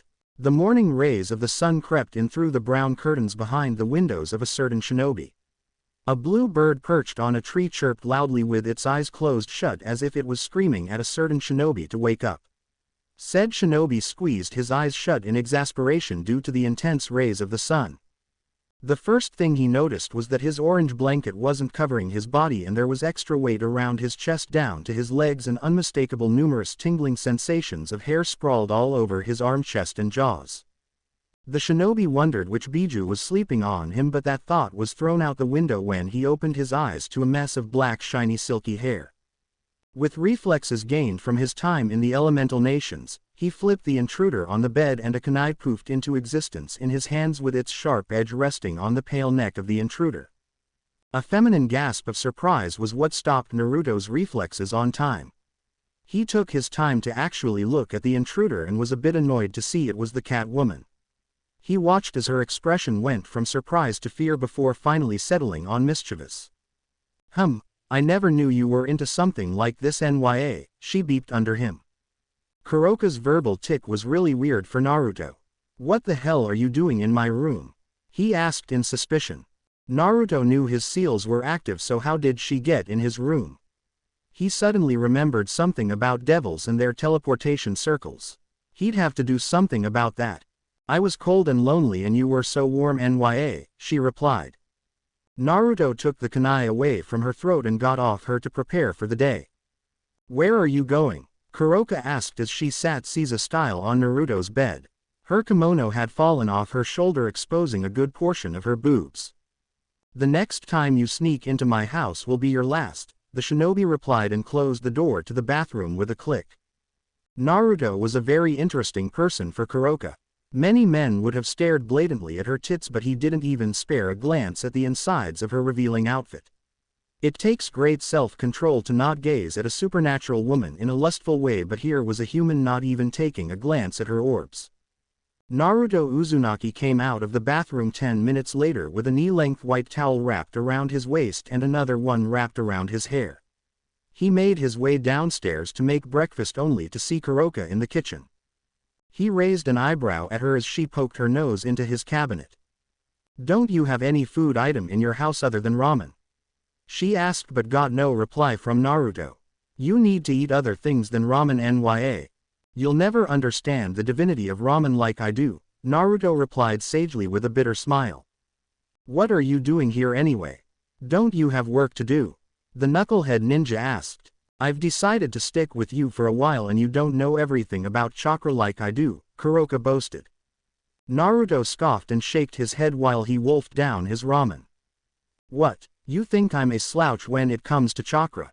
Do you even know what senjutsu is?" Kuroka was getting irritated at Naruto's lackadaisical attitude towards her offer of teaching him how to use chakra. Naruto actually laughed out loud at her statement. "You know nothing about senjutsu, brat," Naruto replied smugly. Kuroka grit her teeth hard and a low growl escaped her mouth. She was about to spit another retort before Naruto stood up and dumped the bowl in a sink inside the kitchen and traced his step back to his room.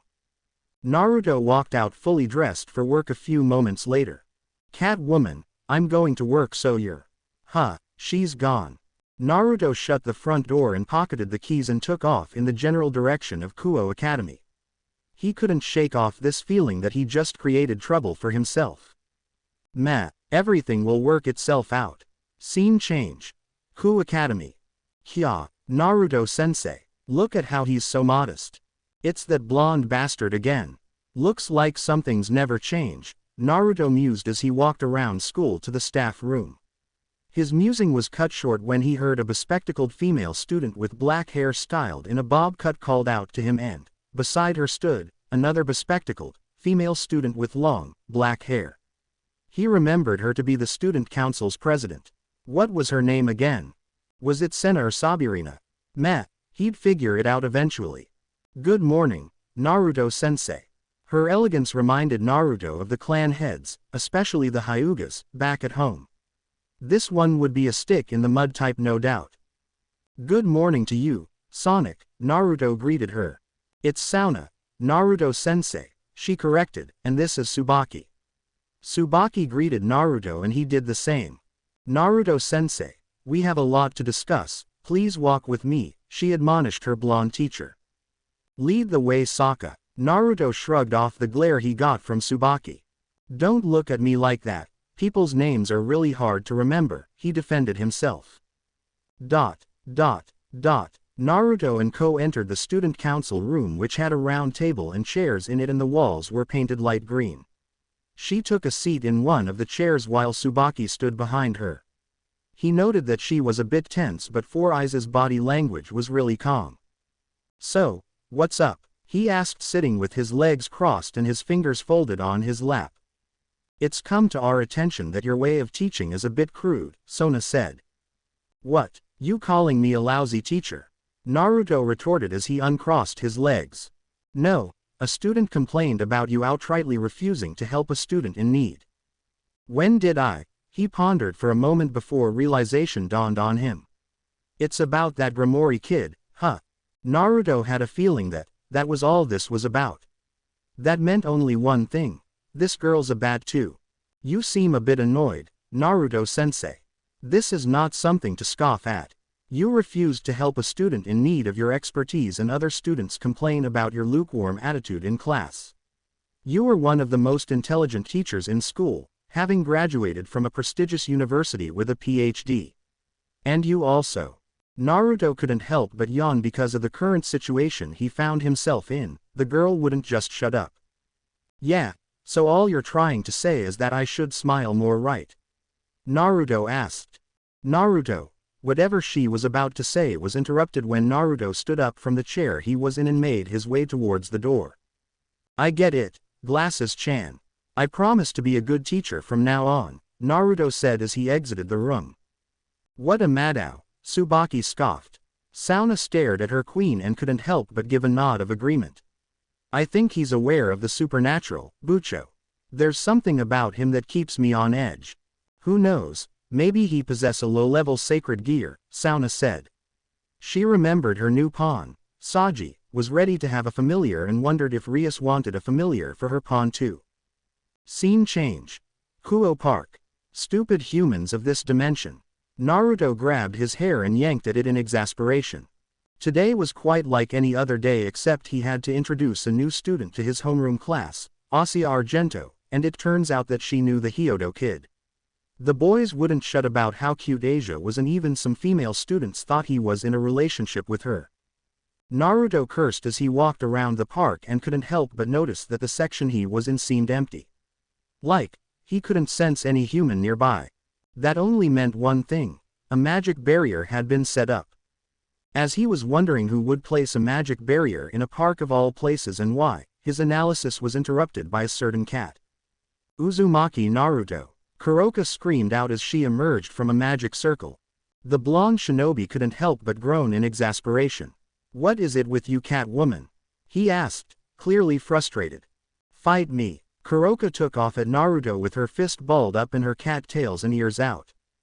The ninja easily sidestepped her attempt, letting her sail past him. "I don't have the time for this, cat woman," he said. Kuroka's pride took a blow when he not only refused her attempt to teach him how to control chakra but also turned her attempt at teaching him senjutsu. That was unacceptable, and when she's done with him, he'd regret not letting her teach him. "Come at me, Naruto." She rushed at him this time with a war cry, intending to get a punch in, but all her attempts to cause bodily harm to Naruto were futile. The blondie just dodged all her attempts with a bored face on. Frustrated, she jumped back to create distance between them and cast a fire spell at Naruto. Said shinobi stood idly looking at the ball of doom coming at him with a bored face on. Kuroka's eyes widened when he didn't move from his position, and a second later, her flames exploded upon contact with its target and a cloud of dust kicked up from the impact. Kuroka waited with bated breath for Naruto, and as the dust cleared out, she saw him inside a sand construct relatively unharmed. She knew it was going to take more than that to defeat him. She was merely testing the waters before she launched a full-scale assault. "Last warning, Kuroka, I don't have time for this," Naruto warned, getting slightly serious. Kuroka gritted her teeth and took off at him again, but this time, she created 4 illusions of herself and they all surrounded him. Naruto chuckled at the illusions and took a deep breath before he summoned 4 shuriken and threw them at all 4 Kurokas and did a one-handed tiger seal. Shuriken Kage Bunshin no Jutsu. The projectiles multiplied and took out the illusions while the real Kuroka charged up a lightning spell. As she was about to take aim, a tendril of sand wrapped around her feet before she could react and threw her at a tree. The huge tree cracked in two as Kuroka hit the trunk of the tree, small splitters flying around in the air as Naruto appeared in front of her face with a kunai in hand. She thought she had him put under an illusion, but it seems that he broke out of it easily.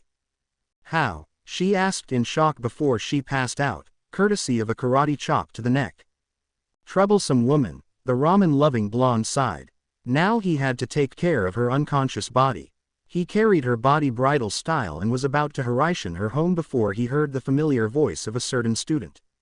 "Naruto-sensei, what are you doing here with an unconscious woman?" Issei noticed it was an extremely hot woman.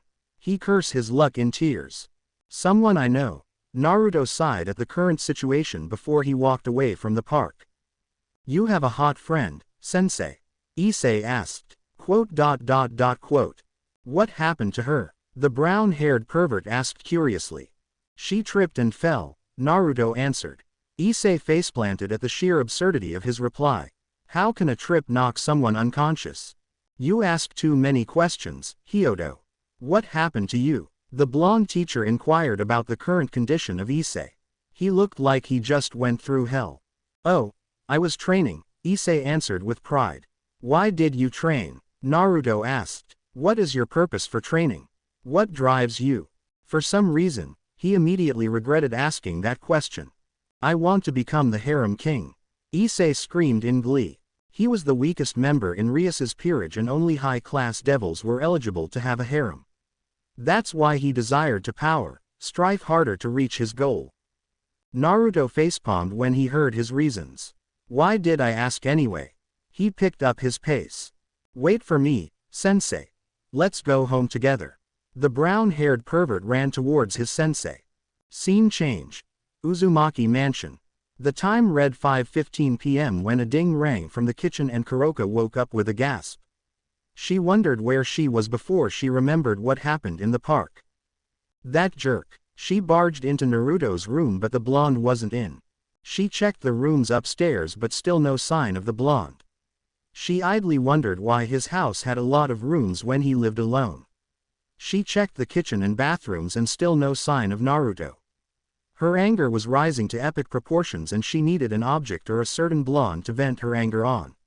She'd rather it be the latter. As she drew in Senjutsu chakra to find Naruto, her eyes widened to the size of dinner plates when she was bathed in calm, serene chakra which did wonders to her nerves and mind. She let out a purr of satisfaction and she almost forgot about the blonde she was looking for. As she gathered herself, she quickly noticed that Naruto's bright chakra wasn't around the house or neighborhood. All she could do was enjoy the feel of Senjutsu. If this was Naruto's doing, then she really needs to ask him how he does it. She explored the house for a while before entering his spacious backyard which had different kinds of flowers and plants. She sighted Naruto on the floor in a meditation pose. She wondered how he looked so calm and peaceful for someone who walks around with a bored expression on his face. He was in front of her but she couldn't sense him at all. It was as if he became one with nature. Kuroka smiled bitterly when she realized he was a sage. His connection with nature was on a different level entirely. Her chakra and senjutsu were inferior to his. He was a true sage. She almost regretted disturbing his meditating form. Almost. Naruto-kun, when were you going to tell me you were a sage nya? She asked as she walked closer to his position with her tail swaying happily behind her. The pigments around his upper eyelids faded away and a bead of sweat rolled down the side of his face. She could once again sense his warm, bright chakra. I'm hungry, he dully stated. Looks like the annoying Naruto was back online. You blonde, human bastard. My pride is a nekosho and Yukai is bleeding nya, she whined. I'm hungry, he repeated, musing to himself. What should I eat? Come on in, what would you like to eat? Kuroka beamed and hopped off toward the back door. Oi, it's my house Datbeo, he screamed at her retreating form, a tick mark appearing in his face. Dot. Kuroka placed a bowl of miso ramen in front of Naruto, his mouth watering as he split apart his chopsticks. Itadakimasu. He wolfed down the first bowl of the evening. So, you live alone. How about your parents? Kuroka asked. They're dead. Oh, when did they die? Did they leave you this house? No, they died a long time ago, he replied after he took the second bowl from her. Who knew Senin mode could calm the agitated cat like this? That's sad. Don't you have siblings or relatives? Too many questions, too little ramen. She rolled her eyes at his reply and doubled her ramen cooking speed. Your chakra seems different from normal chakra, can you control sand with it? Naruto nodded his head at her question, his mouth currently preoccupied to justify her with a verbal answer. She was kinda surprised to know that he could do that with chakra and that shuriken trick too. How did you break out of my illusion so fast? She asked the question that has been gnawing her mind. I'm impervious to illusions, Naruto answered as he slurped the last strand of noodles in the 8th bowl. That's impossible. I understand you being resistant to it but being impervious. That's a lie nya, she replied as she dropped the 10th bowl of ramen. Whatever you say, Naruto replied nonchalantly. Who taught you how to use senjutsu on a level like that? Naruto dropped the bowl, patted his stomach and shifted his gaze to the clock which read 8:40 p.m. That's enough questions for today. He stood up and made his way towards his room. You can sleep in one of the guest rooms upstairs. When Naruto reached his bedroom entrance, he went through a short series of hand signs and whispered, Genjutsu, Kokuonyo no Jutsu. He heard a clatter in the kitchen and laughed out loud after a panicked yell of, I can't see. Came from Kuroka in the kitchen. Hee, that's what you get for calling me a liar. He grinned and went through another hand seal before all the defensive seals in his house activated. He wore his pajamas and dropped on the bed haphazardly. 9 Puffs and the Chibi Bijus were on the bed with him. "Good night, guys," he said as he shut his eyes. The next morning, a yawn escaped Naruto's lips as he stretched on the bed. He groggily left the bed and stumbled his way to the bathroom. He wondered if Kuroka had dispelled the illusion he put her under yesterday. It's been a while since he pranked anyone, and the sense of accomplishment was satisfying, albeit short-lived. For some reason, he had this feeling that this week was going to be really boring. Oh well, he'd better get ready for school. Naruto nodded at his reflection in the mirror. Never really fancied the color blue, but the blue suit looked just perfect on him, complementing his blue eyes. He strapped a Rolex on his wrist and was good to go. He left his house and decided to travel ninja style today. He enjoyed the rushing wind on his face as he blurred from rooftop to rooftop. Kuo Academy appeared in the distance and he upped his speed. Landing on the floor with a soft thud, he took a steady gait towards the school's gate, and he couldn't help but notice a lot of girls and women eyeing him like he was some sort of candy. Fangirls. ... Good morning, class, Naruto greeted as he entered class 3B. Gee, good morning, sensei. They all caroused, surprised at the fact that their sensei wore a suit. All beautiful blondes should just die.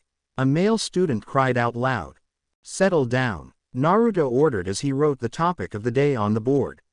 He elaborated on it and asked if there were any questions.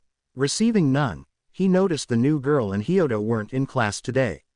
The resident devils were also missing. How strange. Naruto didn't give it much thought and summed it up to devil business. The rest of the day went by in a flash, boring and uneventful. Scene change. Uzumaki Mansion. Naruto dropped on the long couch in his house with a sigh. He laid his head on the armrest and his legs were on the other one. Finally, some peace and quiet. His leisure time was interrupted by a certain woman who appeared via magic circle, on top of him, rubbing her face on his chest. Naruto sighed again, this time in exasperation. There goes his peace and quiet. Naruto-kun, let's make babies NYA, she said as she tried to unfasten his buttons. He took hold of her wrist and directed an emotionless stare at her. What's up with you and wanting babies? He asked. I want to have strong babies so I can repopulate my clan, she answered honestly. Naruto grabbed her by the waist and lifted her off him like a baby and dropped her beside him. What kind of yukai are you? A nekosho, a rare species of nekomata, she answered. So are you a nekosho or nekomata? Get straight to the point. Kuroka facepalmed at Naruto. Are you the last of your kind? He inquired. No, I have a little sister, Kuroka answered. Naruto hummed at that. She actually attends the same school you teach at. Naruto was surprised at that bit of information. A yukai was in that school. What's next? Angels. Fallen angels. Is her name perhaps Nekoko? Hinata. No, it's. Naruto struggled with her name. Kaneko. Kuroka raises her eyebrow, taking a guess for the blonde. Yes, that's it. He nodded. Kuroka's mood dampened and her eyes glistened with unshed tears, and her miserable look was augmented when her cat ears deflated. You guys have history? Naruto asked. Kuroka sniffed as she told him about her childhood and how she had to become a reincarnated devil in order to protect her little sister. She told him about how she killed her king and became a SS-class criminal to keep her sister safe. Naruto listened to it all without moving an inch. Her sacrifices reminded him of Itachi, and she was making the same mistake he did back then. You remind me of someone I once knew. He killed off his entire clan to protect his village and above all, his little brother. Kuroka's eyes went wide in shock when she heard what Naruto said. He manipulated his brother to hate him, and that hate drove his brother to madness. He backstabbed his friends, joined a criminal organization, and even abandoned his own village for power to defeat his brother. Naruto said with a serious face. To be honest with you, all the cool guys I know were criminals. He remembered people like Nagato, Zabuza, Itachi, Obito, and even Madara. Don't push your little sister away, Kuroka. She deserves to know the sacrifice you made for her. Naruto used her name for the first time. Kuroka wiped off her tears as she stared at him in awe. Who knew the blonde had a side to him like this? Thank you, Naruto, she thanked him for understanding and using her name for the first time. The next day, Naruto entered the living room expecting to see Kuroka's sleeping form but found a note on the table. I have important business to attend to NYA, P.S. Don't miss me too much Naruto-kun. He scoffed when he read it. Who's gonna miss you, you stupid cat? He dropped the letter on the table and went out. Naruto was on one of the dense trees inside a forest far from Kuo. He decided to skip school today and purify nature energy today. He found a good spot and began meditating. Flashback. It's been a month since Naruto's fight with Daisuke, and ever since then, he's been trying to escape the hero faction who kept sending other people after him, mostly pawns in large numbers. They always seemed to know where he was holed in no matter how good of a hiding place it was. He was inside a fortified forest which has served as his home for 2 weeks now. He ate different fruits from the trees around and rabbits for source of meat. The Bijus were still in their slumber and he hadn't found a way home. All he did was hone his skills and learn new ones. He even had different groups of clones working on Kaden and Suiten jutsus he remembered from memory. He had tried to summon the toads from back at home, but no matter how much chakra he pumped into it, only the intricate, dark pattern appeared. No poof of smoke, no giant, orange toads, no space-time ninjutsu achieved. He was really angry that day, so he tried to summon them again and again and again before he was tired. He tried reverse summoning, but unfortunately, he couldn't reverse summon himself. When he tried to, he was pushed back violently as it felt like his body was disintegrating cell by cell. His tired form lay down on the clearing as he watched the clouds slowly drift off. He cursed his luck and punched a mini crater on the floor in exasperation. He tried to summon again, but this time, his Rinnegan activated. Kuchio's no jutsu. Poof. Naruto stared on at the massive cloud of smoke, hope, surprise and expectation etched into his face. An enormous 3-headed dog stood in front of Naruto, dampening his mood instantly. Alb excitement, down the drain. He sighed and dispelled the dog. Talking about the Rinnegan, Naruto's Rinnegan was different, he could use all 6 paths.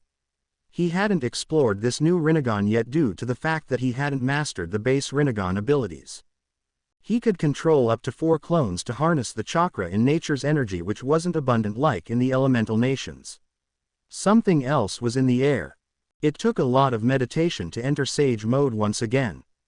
He was even tempted to use Gakido to absorb chakra from nature one time, but he changed his mind because of his pride as a sage. Naruto noticed that every time he tried to enter Sage mode or when he was in Sage mode, it was like someone was trying to talk to him. Like someone was trying to summon him into a different plane. The connection itself was very weak and fragile, but there's something that's telling him not to find out what or who was calling him. In Sage mode, Naruto can sense supernatural beings within a given area. It required his utmost focus if the supernatural being was well hidden. Talking about modes, it seems his 6 paths chakra was much more powerful than ever. Having both powers of the yin and yang seal SL had its perks. The Bijus were suffering from extreme chakra exhaustion, and the only way to wake them up is if they were in a place with high chakra concentration, and with the hero faction on his tails, the task was minimized.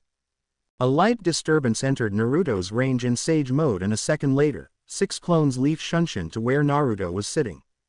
"Boss, they're here, hero faction members, and their numbers are the largest they've sent so far," a clone said. Naruto closed his eyes and grit his teeth. He never really enjoyed killing or too much violence. He'd rather bring out the good in people, but these guys just don't know when to give up and his patience was running thin. Naruto snapped, his eyes opened and the fabled Rinnegan appeared in his eyes. "Let's give them a warm welcome, shall we?" All the clones went stone-faced and they all disappeared into the forest to start the operation. With the hero faction, what's so special about this guy exactly? A random lackey asked. Said lackey was among a group of people sent to capture Naruto. "How did they know where he's at, you ask?" "Well, it's because they placed a tracking seal on the blonde shinobi. Their orders were to bring him back using extreme lethal force. The organization even sent some powerful members to apprehend him if he was proving too difficult. These orders were given by Cao Cao himself. This guy took out Daisuke, man. Another random lackey stated. Yeah, and I heard he defeated dozens of other people, man, a brown-haired lackey stated. These guys are so noisy, a man with a sword and shield complained. This man was Perseus, the reincarnation of the demigod Perseus. We should be hunting down devils, a man in a black coat grumbled. This guy is going to fall to the power of my sacred gear, a man in white muscle shirt and gray pants boasted. I wouldn't be so arrogant if I were you, Perseus warned. He knew the blonde wasn't any pushover even though Daisuke was a low-ranking member lucky enough to have achieved Balance Breaker, his sword skills were good. A sudden heavy fog descended on the group and Perseus knew this fog wasn't a normal occurrence. Stay sharp boys, this is the enemy's doing, he warned. A cold chuckle rang from every direction around the fog. 8 kill points, which one shall I start with? The voice seemed like multiple people were talking at once. Cold chills ran down their spines, feeling the cage-level shinobi's pure killing intent for the first time. A scream of terror rang out before a squelching sound reached the ears of everyone. A body fell later and all hell broke loose. Bodies started dropping around like dominoes. Perseus kept a level head through the clandestine assault and he deduced that this fog was actually a camouflage for Naruto. They need to remove the fog screen. Clear the fog, he screamed out and most of them caught onto his idea immediately. A few wind-based sacred gear users used their powers to clear out the fog. As the fog cleared out, 6 Narutos surrounded them, all armed with kunais. They sneered in contempt at what they thought were magic illusions as the clones rushed forward paying them no heed in favor of looking around for the original. One of them even taunted Naruto to come out and stop hiding before a clone kicked him square in the face. Multiple gasps came out from the hero faction members upon seeing doppelgangers draw blood from their comrades. All of them had shock written all over their faces and a battle between clones and sacred gear-powered humans ensured. As the battle went on, Perseus analyzed every one of Naruto's moves and he couldn't recognize the style he was using. It seems this guy can multiply himself, huh? Perseus pondered before one man stabbed a clone of Naruto with his sacred gear and, a second later, the stabbed Naruto poofed out of existence. It seems like one attack is all that is needed to take out these clones of his, he mused. 5 other poofing sounds followed later as the clones were defeated. Perseus, the black-hooded man, and Yagi, the arrogant one, along with a few low-ranking members remained. I've been angry and frustrated lately, the original Naruto perched atop a tree said. All the remaining members turned their gaze to him and a member with a discerning sacred gear knew he was the original and warned the rest about it. Naruto Uzumaki, come with us peacefully and we'll forgive you for your actions, Perseus tried to reason with the blonde. I have no intention of joining you and I'd rather you stop sending people to apprehend me. It's becoming more of a bother lately, Naruto replied. Get him, Perseus ordered and the remaining low-ranking member charged. Naruto made quick work of them and 4 men stood in the small clearing. You're not bad but your sacred gear's power is below mine, Yagi boasted. Let me show you the difference between you and me. Yagi held his right wrist with his left hand. The hand mutated into a furry, red limb with a long, sharp claw. This is my sacred gear, Dobutsuden. He screamed with glee as he charged at Naruto and the black-hooded guy followed. Naruto, who was bare-chested with a black, tight pants on, lowered his body a bit and waited for Yagi to charge at him. His punch was very sloppy and the shinobi easily ducked under it with a kunai in hand, ready to cut off the offending arm before he was forced to block a punch from the hooded guy. The latter went for a haymaker but Naruto brought his second hand to block again and Naruto was clinched. Yagi took this opportunity and brought down just transformed hand hard down on Naruto with a cry. Not so tough now, are you? Yagi asked as he expected to see a downed Naruto under his arm as the dust dissipated. He was dumbstruck when he found a log where Naruto was supposed to be. Futon. Rinkuden. Naruto went through hand seals and spat a cannonball-shaped wind at them. The black-hooded guy shot a ball of fire at the incoming wind and the fire attack gained more power as it flew at greater speed and size at Naruto. Naruto backflipped out of its path as it set dozens of trees ablaze. A fire user, Naruto noted as he dropped down. He went through another hand seals and he breathed in deeply. Kaden. Gokaku no Jutsu. He called out the name of his technique as a truck-sized ball of fire came out of his mouth. Yagi's eyes widened when the scorching flame came at them. The hooded guy responded with his own white flames, canceling both flames out. This guy is no pushover. Yagi, I suggest you become serious, the hooded guy admonished. Yagi gritted his teeth out of frustration because he had to use his balance breaker. His balance breaker allowed him to transform into any kind of mystic animal he wants. He took the form of a red, six-eyed giant beast with white bone armor around its midsection, arms and tails. He roared and charged at Naruto on all fours. The ground shook and trees toppled as he neared the blonde shinobi with both fists raised up and joined together. The shinobi took a massive leap over his hammer fist, easily avoiding the attack. Kaden. Enden. Naruto breathed a stream of fire on the beast while he was upside down in the air. The flames covered the red beast and it raged on as Naruto landed. Yagi transformed into a dragon-like beast with two pairs of insect wings as he fanned the fire away from his body. Aren't you forgetting about me? The hooded guy threw a punch at Naruto which was ignited with white flames as a ball of flame passed through Naruto's face. He took a step back and brought his fist to block a jab. He redirected a palm strike and slapped a flaming punch away.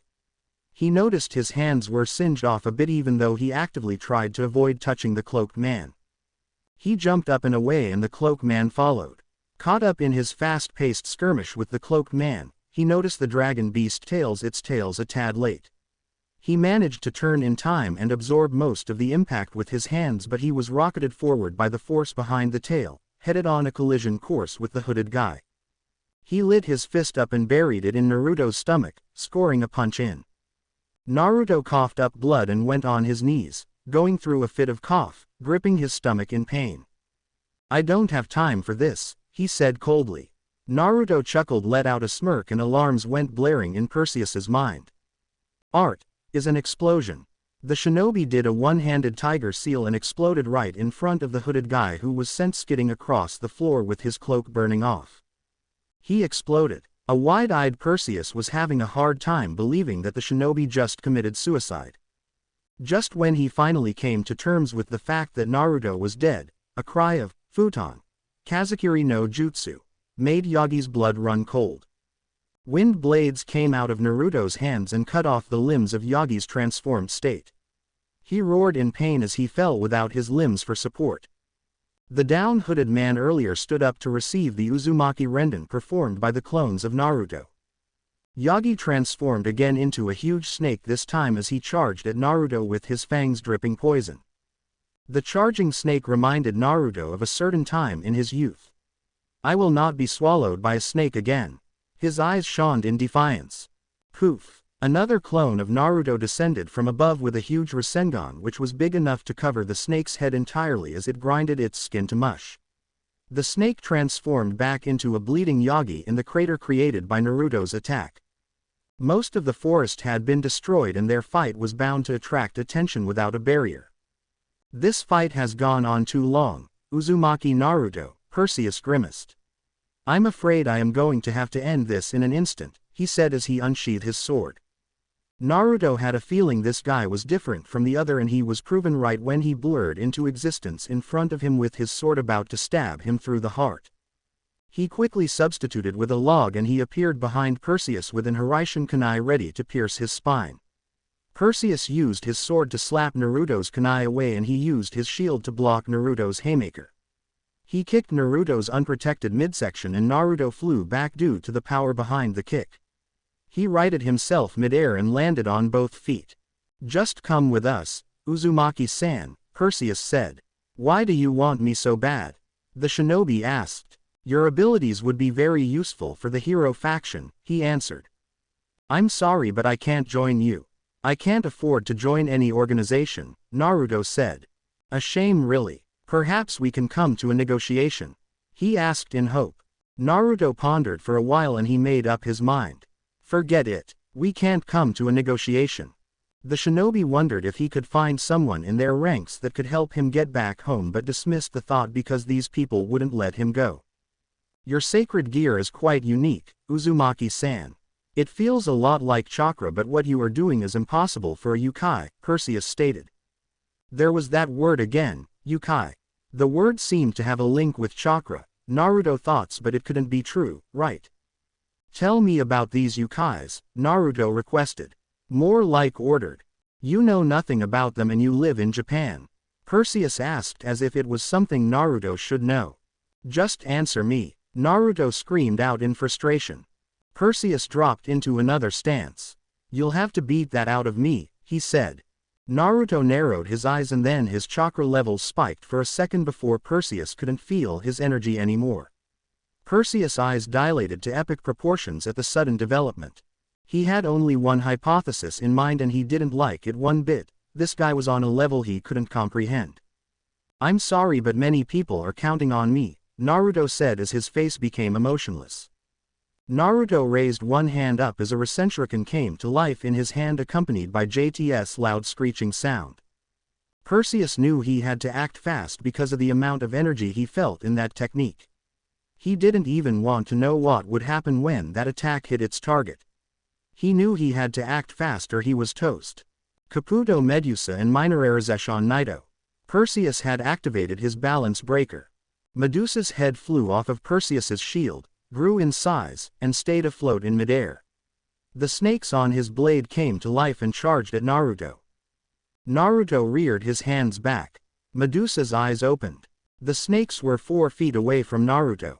The shinobi leaned forward and threw his technique at Perseus with a cry of, Futon, Rasenshuriken. The snakes stood no chance against the technique as it cut through them and took off at a frightening speed at Perseus. He brought up the shield. Medusa's eyes charged up a green beam. Naruto stared at the floating head.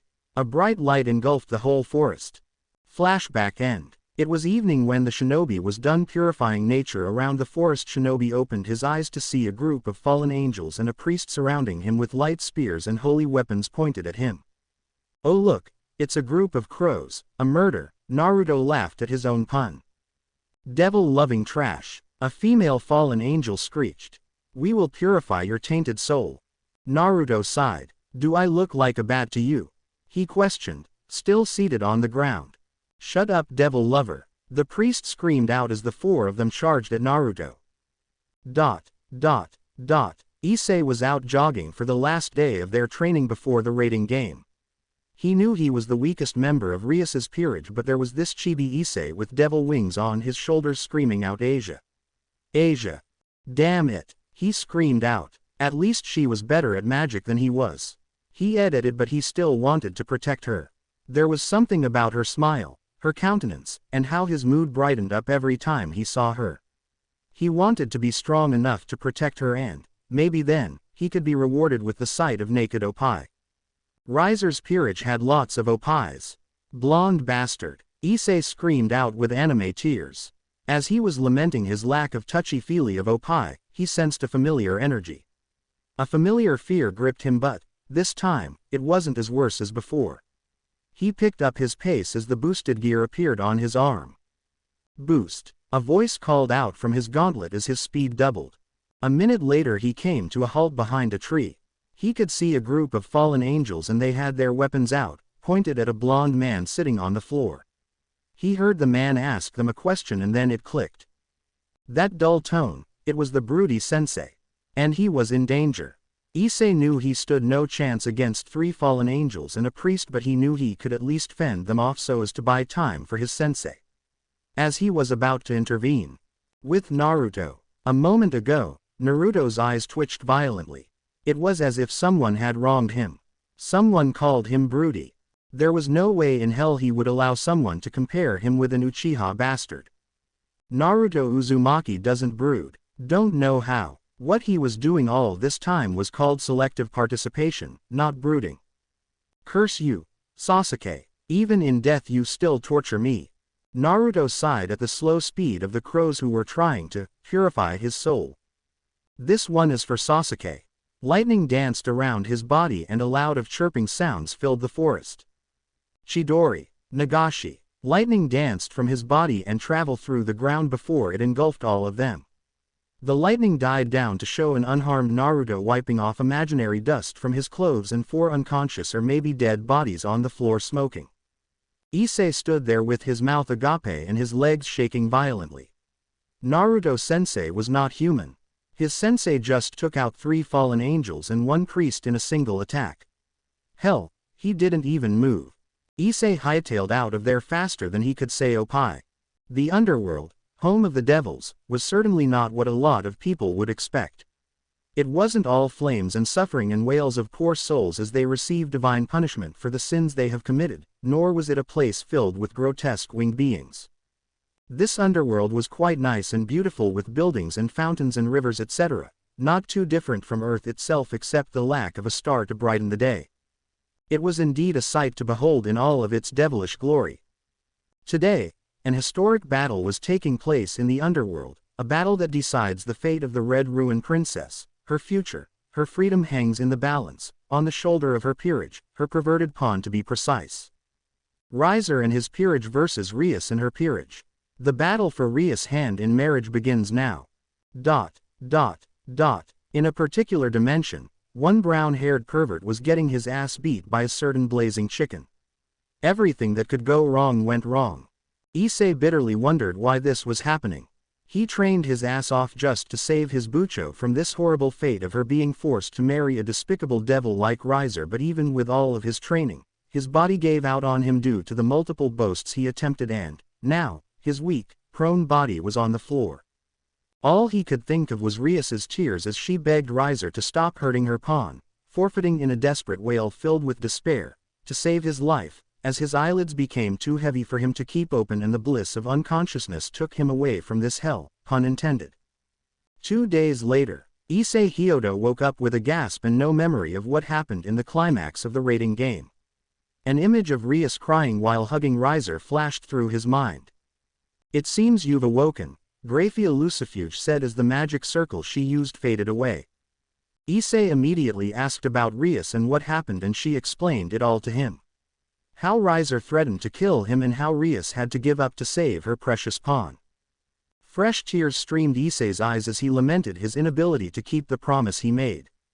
Graphie tried to tell him it was inevitable as he was a young and inexperienced devil, but still, it hurts to know how weak he was and the sacrifice she made. Graphia let Issei collect himself before she brought out a paper with a magic circle on it and presented it to him. "It's not too late, Issei-san." The stoic maid tried her best to make a reassuring expression on her face. Issei took the paper and stared at her in confusion while scratching his scalps. "With these, you can get to the wedding party," Graphia explained. Issei's face contorted with anger at her implications. "Are you telling me to attend the party?" Graphia sighed and took in a deep breath before she relayed the Mao's message to Issei, word for word. "If you want my sister back, barge into the hall and ask for a rematch. Those are Searzek's-sama words," she said as a white magic circle teleported her back to the underworld. Issei stared at the paper for a moment before Asia entered his room and expressed how happy she was to see him. He told her he was going back to the underworld to bring Rias back, but Asia wanted to go with him. He declined her offer and made a promise instead. A promise to bring back Rias no matter what. "There's something I want you to do for me, Asia, and only you can do it," he said. "I'll do anything," Asia nodded. Issei whispered to her ear and she exited his room to get what he wanted. Scene change. Naruto's house. A certain blonde shinobi stared at the white ceiling with total boredom. His boredom was so great, a black aura surrounded him and a vision of a masked silhouette wearing ninja garb crossed his mind. It has been a week and 2 days now and his predictions were true. No sight of the young bats in Kuo Academy. The cat woman too wasn't around, and for a while he enjoyed it before his boredom caught up to him again. The shinobi turned his head to a clatter behind him to see Kurama munching on a piece of meat and the other bijus just doing their thing. "Oi, Mina, I'm bored, Dadbeo," Naruto said as he interlocked both hands and brought them behind his head. All the bijus froze. "A bored Naruto? Again? Hey, let's not lose our heads here. You could go buy one of those things those teenagers love so much," Son Goku said. "You mean a video game?" Naruto asked. They all nodded in unison. "Not interested," he groaned. The Bijus started sweating bullets before the doorbell rang and saved the day. Naruto stared at the door for a while as the ringing continued. He got up and walked towards the door and saw it was Issei on the display screen. The boy looked a bit disturbed if his posture was anything to go by. "Sensei." Issei screamed at the door. "I know you're in there, Sensei. Please hear me out," he begged. The door knob twisted immediately as the visage of his sensei appeared. "What do you want, kid?" he said distastefully. Issei kneeled and bowed his head. "Please teach me, Sensei." Issei screamed with his head touching the floor. Naruto's eyebrow disappeared into his hair as he scratched his temple in confusion. "You're not making any sense, Hyodo." "What I mean is to teach me how to fight," he begged. "Fight, fight," he scoffed. "What makes you think I can teach you?" he asked. "I know how strong you are. I saw you take out fallen angels without moving from where you were," Issei said. "So he was the one, huh?" Naruto remembered sensing someone when he took out those crows, but it vanished a second later. "Look, Hyodo, I can't teach you anything at all," the shinobi said. "Please, Naruto-sensei, I'll do anything." Issei was prepared to do anything. "Anything you say. What if I told you to betray that Rimori girl and your friends?" he said with a calm face.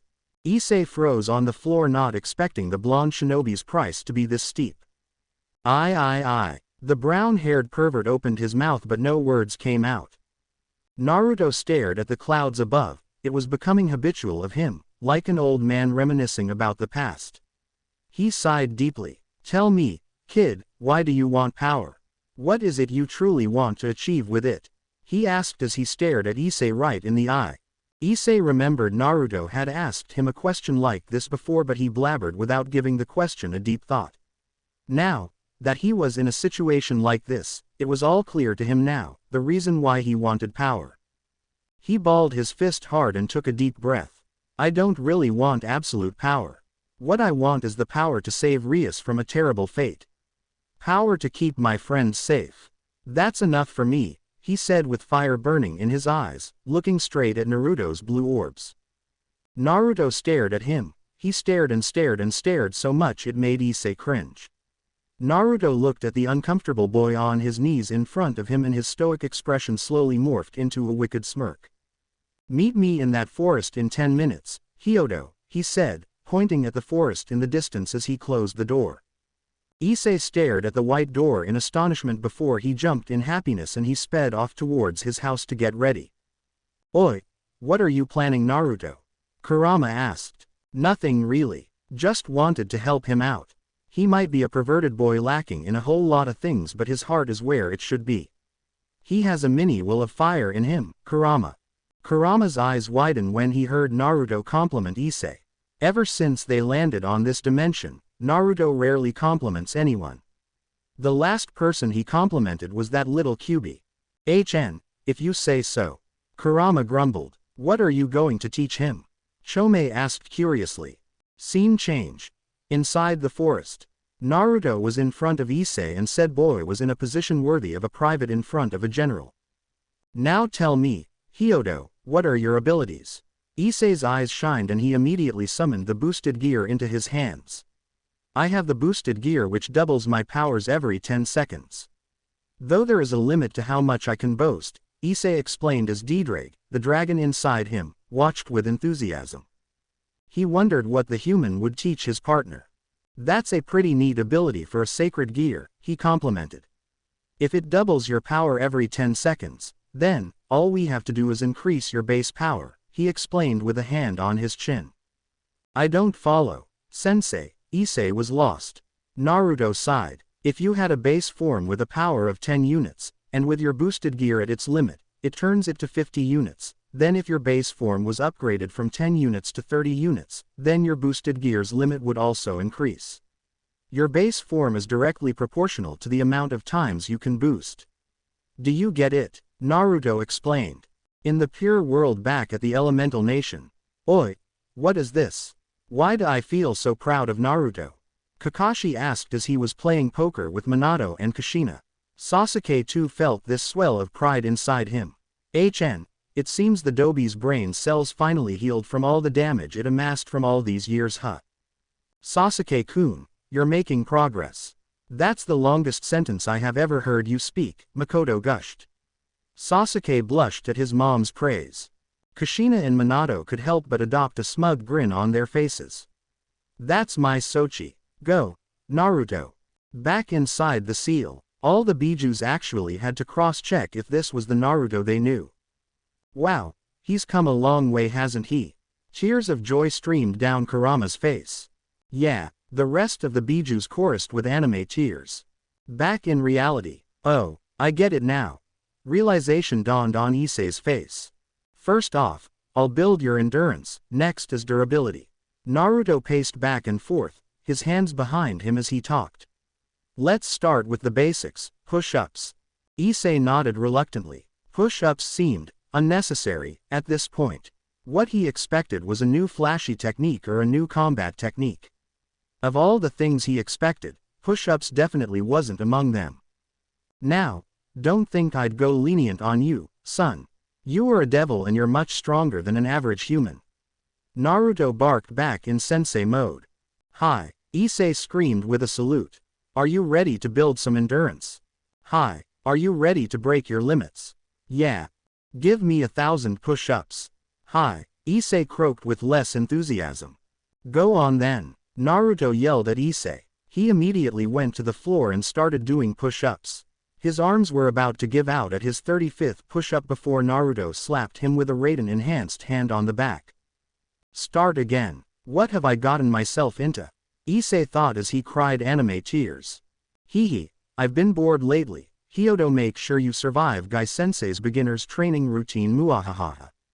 Naruto stared at the suffering Issei with sick glee. 1256.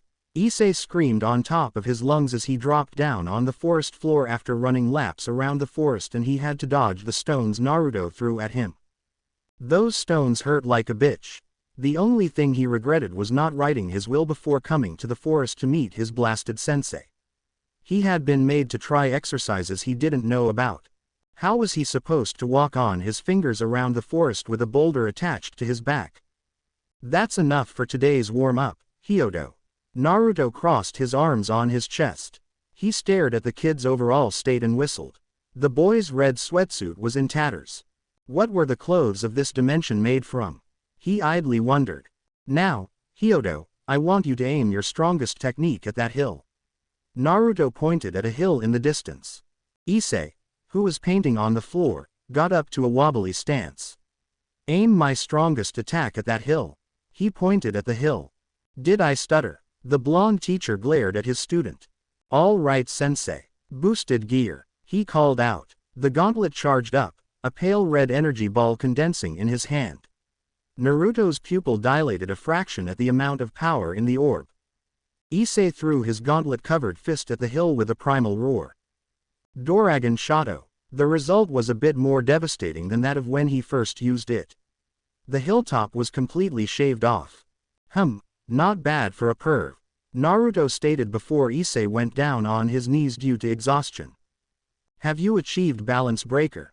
Naruto asked. What's a balance breaker? Issei questioned. Naruto facepalmed incredulously. Do you even talk to the being inside you? Not much. He talked to me in my dreams twice. Issei answered. Black filled Issei's vision rapidly as Naruto proceeded to chop him in the neck.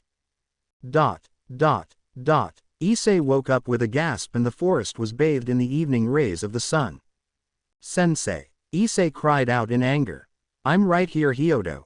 Naruto called out, sitting beside him calmly in a cross-legged position. An orange pigmentation fading from his eyelids. Did you talk to it? Naruto asked. You should have told me that you wanted me to talk to him. Issei screamed at Naruto's face. It's a he. Yes. Ddrag, I know you're listening to us. Come out. Issei spoke to his right wrist. That seemed interesting to Naruto. At least he did better than he did when he first tried to talk to Kurama. Oh, where did the good old days, when he was nothing but an arrogant brat with too much chakra, fly to?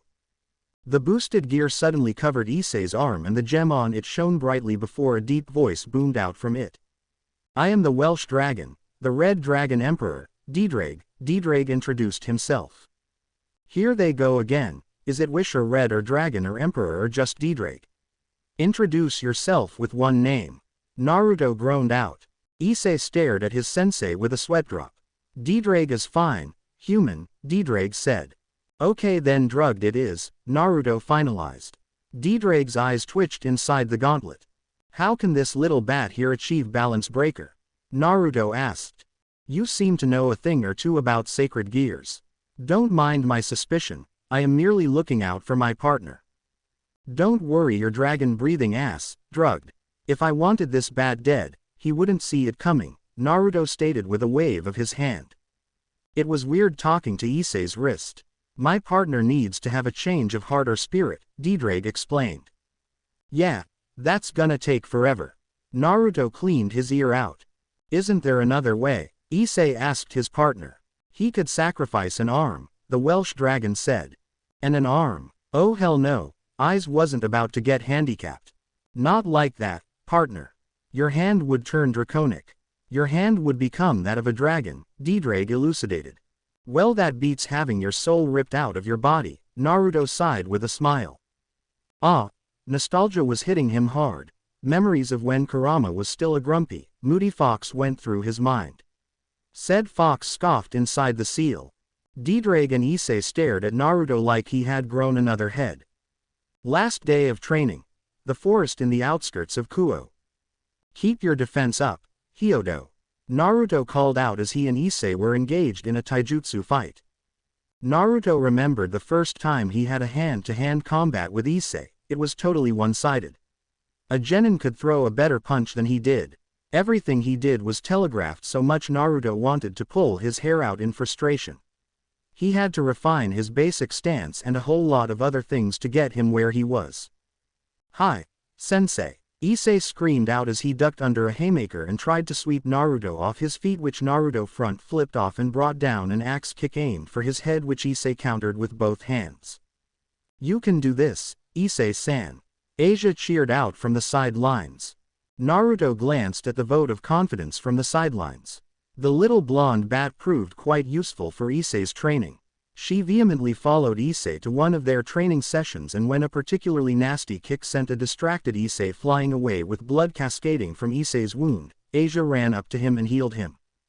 Naruto's eyes widened for a moment when he saw her heal Issei with a technique that looked a lot like the Shosen no Jutsu. It must have been her Sacred Gears ability. He later adopted a diabolical smile and he went on Issei's ass. The blonde bat, no, girl, was more than happy to help. Asia was too gentle to be called a bat, Naruto mused. Today was the last day of his training with Naruto and he had only one goal to achieve for Naruto to deem him ready. He was to touch Naruto's chest, and it wasn't easy at all. The blonde teacher wouldn't just let him near an inch of his chest, slapping his hands away every time he got too close. The blonde had been on defense ever since Naruto switched on the timer and he started using the boosted gear off the bat. His sacred gear was on, for crying out loud. But he was going to persevere. He was going to win, he promised. I will touch you, Naruto-sensei. He screamed out as his gauntlet-covered arm went towards Naruto's chest. He was battered and bruised with swollen lips and eyes swollen enough that he was only able to partially open them. He boosted himself once again and focused it into his arms and legs. Yes, Naruto taught him how to focus his boosted abilities into parts of his body. Asia also helped heal his exploded arms when he tried to attempt it. He dipped his feet into the ground and screamed out with all his might. Naruto brought his hands towards the incoming hand in a slapping motion. It was too late. Issei finally touched Naruto. An indescribable sense of joy filled him as Naruto's lips curved up a bit into a smirk. Issei stumbled backward. He balled both fists a spin in the air, and gave a mighty cry to the sky before he blacked out. Naruto caught his collar before he reached the ground. You did well, Issei, sleep for now. The D-Day. So this paper will take you to the underworld? Naruto asked as he stared at the paper with fascination. A seal master was looking at a paper that had space-time abilities with glee. Well, if that seal master was Naruto then it was fine. Yes, sensei. Issei answered as he channeled a bit of magic into the paper and dropped it on the floor. Well then, good luck, Naruto said as Issei stepped on the red magic circle. Good luck, Issei-san. Asia waved at Issei as he disappeared and all that remained was tiny magic sparkles in the air. May the logs be with you, Hyodo, the shinobi said in a short prayer. Scene change. The underworld. A whole lot of devils were gathered together inside a hall in Hades to commemorate the engagement of one Rias Grimori and Issei. Ah sorry, Riser Phoenix. Yeah, the chicken who won fair and square was about to make a statement or a toast or whatever grooms did in their marriage ceremony. Rias was beside him garbed in an exquisite, white, armless gown which was barely concealing her bountiful beeps. The Phoenix clan and Grimori clan members were present. Even the Citri clan and other pillar clans were present in the hall. Rias's peerage minus Issei were there, and Sona and her peerage were there, too. Ladies and gentledevils, I thank everyone here on behalf of my family. The reason why I called everyone here today was for you all to witness the joining of the Phoenix clan and Grimori clan. This. While Riser was having his fancy speech, they all heard a bang and screams of terror followed. Who is that? Who dares to interrupt Riser? Riser face contorted in anger. The whole hall went silent as they all stared at the door. Outside the hall, a moment ago. Stop the intruder. A devil guard pointed at the advancing Issei. Issei took out two devils with a roundhouse kick and thrust both palms into a charging devil guard. He quickly disposed of the others, his sight set on the door and he was going to knock like any gentleman would. Issei ran towards the front of the door, reared his leg and gave a mighty kick to the door. It flew open with a bang. A worthy gentleman knock indeed. Everyone was startled when the door suddenly opened and a brown-haired boy ran in. Play the raising fighting spirit. Bucho, he called out to Rias. Rias was surprised to see Issei in Hades. She thought he wouldn't attend her engagement party because he couldn't live with his failure, but yet again, it seems that Issei Hyodo had exceeded her expectations and left her impressed. I'm Issei Hyodo, pawn of Rias Grimori. I want a rematch, Riser. I want Bucho back, Issei screamed out. Rias was happy when she heard that. Ignoring the ity part, her cute pawn came to her rescue. Issei Hyodo might be a pervert, but this pervert was about to save her from the horrible fate her family forced on her. It was a big understatement to say that Riser was angry. He was beyond furious. A low-level devil wasn't about to ruin his engagement party. You bastard. Get him, guards. Riser cried and 6 guards ran in front of Issei, ready to apprehend him before Kiba, Akeno, and Kaneko took them out. You came after all, Issei, Akeno said. You're late, Kaneko said with her ever-present emotionless face on as they cleared a path for him. Go Issei. They all chorused. All the devils in the hall had bewilderment written all over their faces. What is the meaning of this? Riser demanded. This is something I set up. Sears X Grimori, the Mao of the underworld, made his first appearance, with Graphia beside him. I watched the rating games and, frankly, the whole game wasn't worthy to be called a rating game. This is my little sister's wedding. Might as well make it a memorable one. Riser had a hunch of what Searsex's endgame would be. Hey, boy. He shifted his attention to Issei. I would like to see the boosted gear in action, he said. Everyone who wasn't from Kuo Academy had their eyes widened to the size of dinner plates. This low devil had the boosted gear. Talk about instant fame. I see. In other words, you want a battle between a phoenix and a dragon. Riser narrowed his eyelids. Issei, don't. That's enough. You can't defeat him. Rias tried to persuade Issei to keep him safe. I will definitely win Bucho. I was trained by someone really powerful, he said as the boosted gear appeared in his hands. This time I'm going to keep my promise. I swear, he said with fire in his eyes. Rias and Co were thinking about the mystery man that helped Issei and how strong he had become in a span of 1 week. If the aura of confidence radiating off of Issei was anything to go by. What would you like as your reward if you win? Searsex asked Issei. Money, power or women?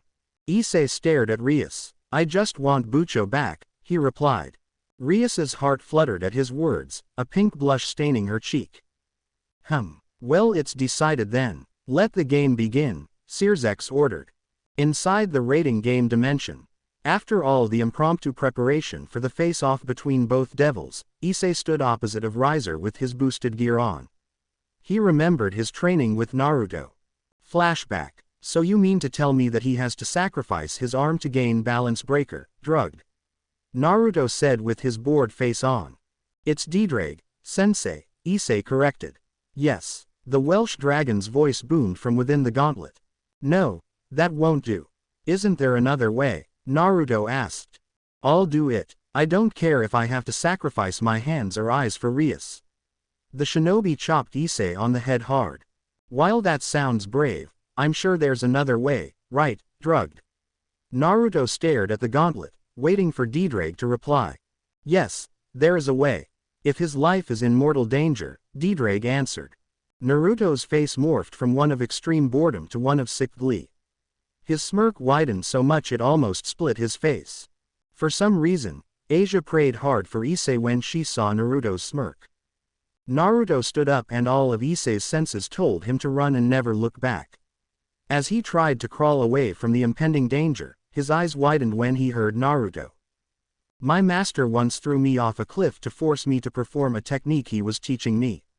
Fortunately, or unfortunately for you, there's no cliff around here so I have to beat the shit out of you. Hey, wait a second, don't I have a say in this? Issei asked fearfully. Issei lost sight of Naruto for a second before his eyes registered Naruto right in front of him and he still had that infuriating smirk on. He wondered what Naruto was doing before he felt an unholy pain around his stomach area and was launched away by the force of Naruto's attack. Now, Naruto wasn't really that heartless as to use a Rasengan on the brown-haired perv. All he did was perform a lightning-fast, chakra-enhanced, 1-inch punch on Issei. He stared as Issei rocketed away before he shunshined above Issei in the air and drop-kicked him in the stomach. Issei's body was launched downward as wind and dust picked up around the little crater he was lying on. Hey partner, are you all right? DxD called out in concern for Issei. All heroes power up in a life and death situation. This rule is absolute, Naruto explained as he watched Issei struggle back to his fit. It seems DxD gave him a boost but, unfortunately, it was futile. Issei didn't see the uppercut that lifted him off the floor. All he felt was the pain a second later. He felt his body lift off the ground but a hand, Naruto's hand no doubt, grabbed his legs, his moment coming to a screeching halt and slammed him back into the forest floor. As his body rebounded off the floor, a kick to the ribs sent him rolling through the forest, toppling trees before his body skidded to a halt. This is bad. This guy means business. Come on partner. Let's show him the power of the boosted gear. Don't you dare black out on me. DxD's voice was muffled out by Issei's ringing ears. Naruto stared at Issei's form and winced a bit. His lips were bruised and swollen, blood cascaded from his head and one of his eyes was covered in blood. His shirt was already gone when he launched his first attack. He was doing this for Issei. The boy didn't know about the dangers lurking around the shadows, how hard it was to be involved in the supernatural world. He was just a poor kid with OP fantasies. He had to learn this the harsh way. The Red Dragon Emperor you say? Don't joke with me. I thought dragons were supposed to be prideful animals. Where is the resolve I saw in you, Issei? Naruto's voice was cold like that of a killer. Naruto did a hoarse hand sign. If you don't activate your balance breaker, you will die, Issei.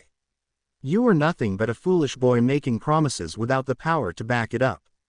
Show me your resolve, Hyodo, Naruto stated as he brought his hands towards his mouth. The fire chakra within his stomach was begging to be unleashed and all he had to do was breathe it out. Kaden. Guka Meshitsu. Naruto breathed a narrow stream of fire at the downed Issei. The chakra flames burned everything in its path to ashes, the flames roaring as it rushed towards Issei. Suddenly, a thumping sound filled Issei's ear, drowning out the noise of the flames. Is this how I die? Is this it? I promised her. I promised everyone. He thought lying on the ground unmoving. Naruto sighed in disappointment that he didn't feel any emotional change in Issei. Cold despair gripped his entire being. He did a hand sign ready to replace himself with Issei but his guts told him to wait and watch. I refuse to die like this. I want to see her smile. I want to make her happy. Issei felt a new wave of power as he screamed out his lungs. The green gem on the gauntlet shone brightly as a wave of power filled him.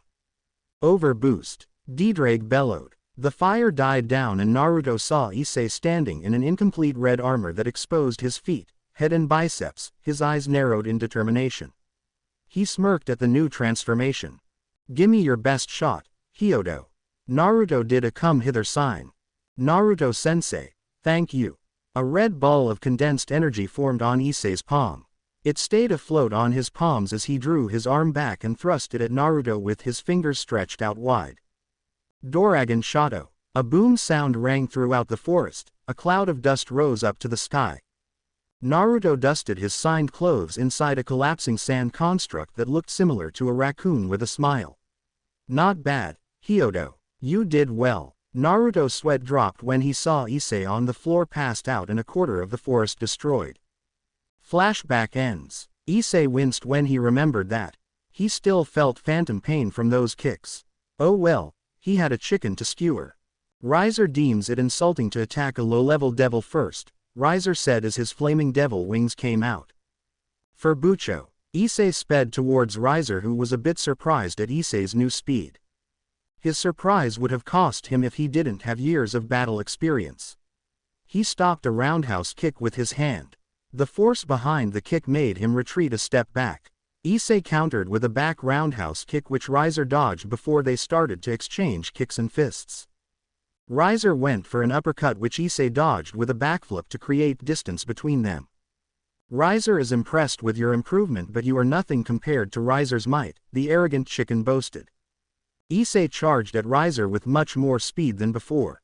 He went for a straight punch aimed at Riser's face which was intercepted by the Phoenix's hand. Issei slapped the hand away and used the opportunity to flip Riser overhead. He spread his devil wings and flew at him. Boost, boost, boost. Issei sped at Riser's unstable form and punched him into the wall. Back in the hall, Rias had a look of amazement on her face. When did Issei become this good? Was this really the perverted Issei they all knew? The other members had the same thoughts in their mind. The boy seems to be holding his own against Riser very well. Impressive. Searsex did an internal analysis.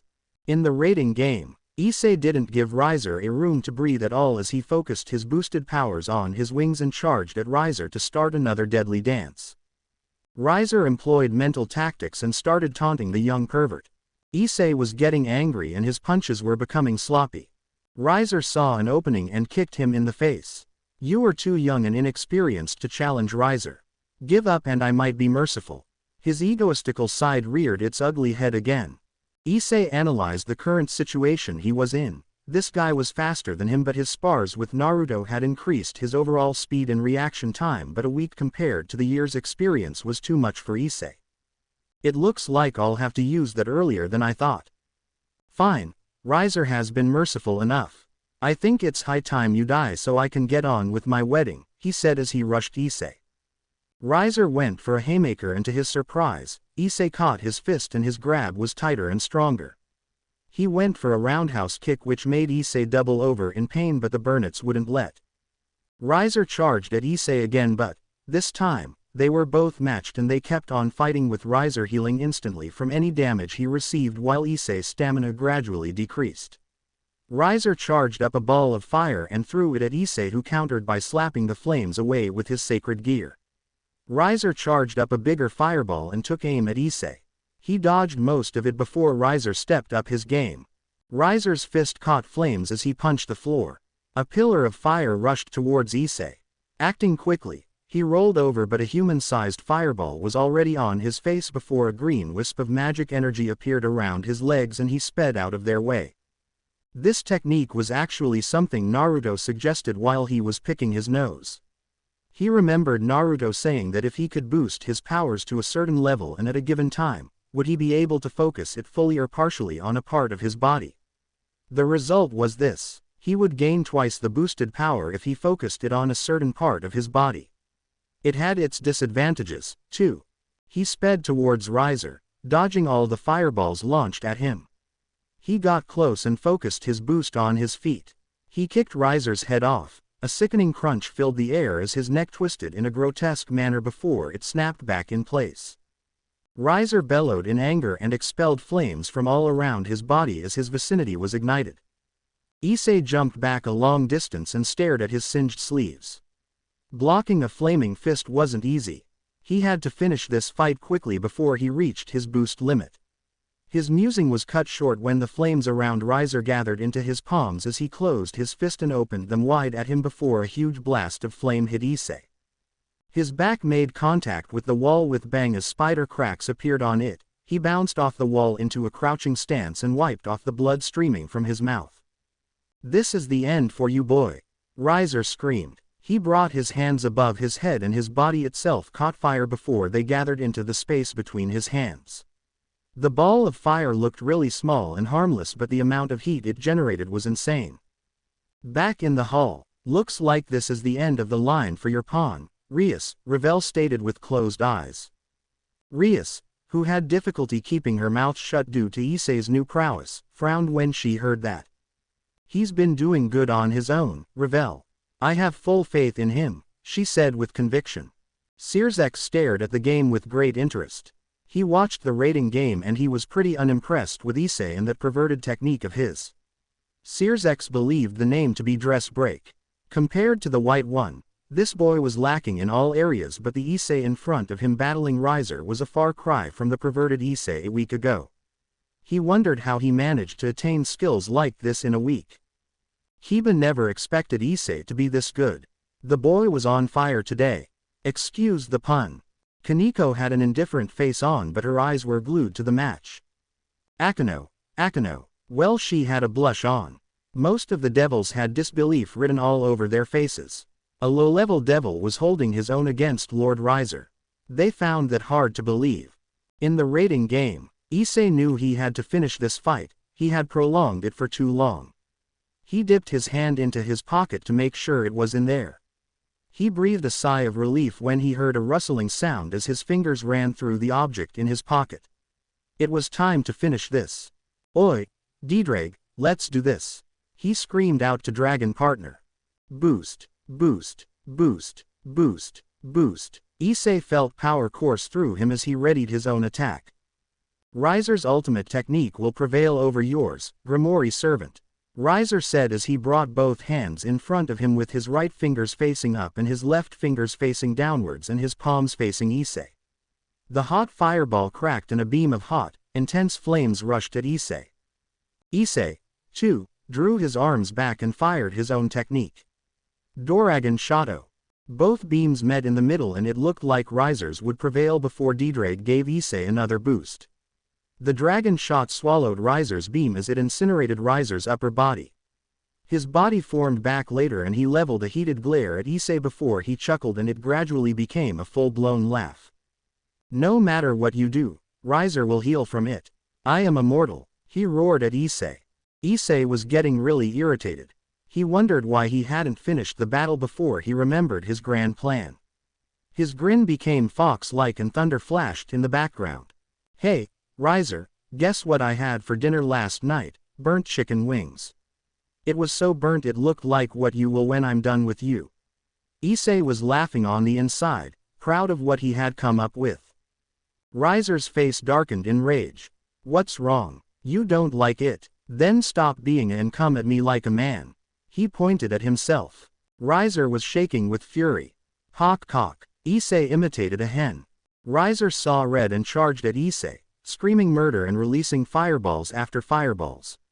Issei kept advancing and dodging the fireballs till he reached Riser's personal space. He quickly rolled off the ground, intent on making Riser trip and fall. His plan was a success except Riser reflexes kicked in and he stopped his descent with both hands lest he hit the ground face first. Issei was behind Riser on his knees with both hands joined together with his index and middle finger pointing upward. "This is it, Riser," he screamed out. "Busudado Gear Hisatsu, Senin Garashi." At that moment, he stuck 4 fingers into Riser's butt and Riser was sent flying forward before landing with his head buried in the ground. At that moment, everyone's eyes were wide open. Rias suppressed a giggle and Searsek raised an eyebrow at the unusual technique. Akano had a huge blush on her face. Kaneko facepalm and Kiba had a sweat drop rolling down his head. Rias couldn't take it anymore and laughed hard. Soon a lot of people followed as well. Riser was livid. How dare he? How dare a low-level devil touch him like that?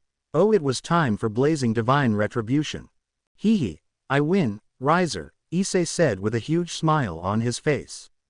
Riser thinks you have deluded yourself, boy. I cannot be defeated as long as I have my family's bloodline, Riser explained. Gimme all the boost my body can handle, DxD, Issei told his partner telepathically. Boostado. The green gem on the gauntlet shined brightly. A red energy ball appeared on Issei's arm as he prepared his dialogue. Back in the hall, Rias bit her lips hard and grabbed a fistful of her dress. She was afraid of what would happen to Issei if his body gave out due to the multiple boosts he's been using. She just chooses to have faith in her cute pawn. All the devils were at the edge of third seats waiting for the conclusion of the battle. The Dragon Boy had exceeded their expectations so far. The Occult Research Club members were amazed at Issei's improvement. The boy was fighting Riser on equal level, but Riser's regeneration was still a major problem. Only Searzex and Graphia saw what Issei did. In the rating game, I won't forgive anyone that makes Bucho cry. Issei roared out. Doragon Shadow. He fired a concentrated beam at Riser. He fell to his knees due to exhaustion. The technique detonated in a heavily injured Riser with a lost arm, a missing left abdomen, and most of his lower body missing, cried out in agony. Issei also collapsed, breathing out hard due to the exhaustion caused by multiple boosts. This is impossible. I can't regenerate. What did you do to me? Riser demanded to know what was wrong with him before he coughed up blood and fell on the floor. Huh, he didn't refer to himself in the third person this time, Issei pointed out. Lord Riser has been retired. Winner. Issei Hyodo. Issei's body was teleported away from the pocket dimension back to the hall. Everyone cheered for the amazing battle they got to witness. They called and whistled at him. Not being used to this much attention, Issei blushed and he felt his head descend into a familiar pair of heavenly opie. Thank you, Issei. Rias thanked him as fresh tears cascaded down her beautiful face. I did it, Bucho. I kept my promise. He gave her a thumbs up. Thank you, Issei, my Issei. She wrapped her hands around his head and rested her chin on his hair. Issei blushed when she called him hers.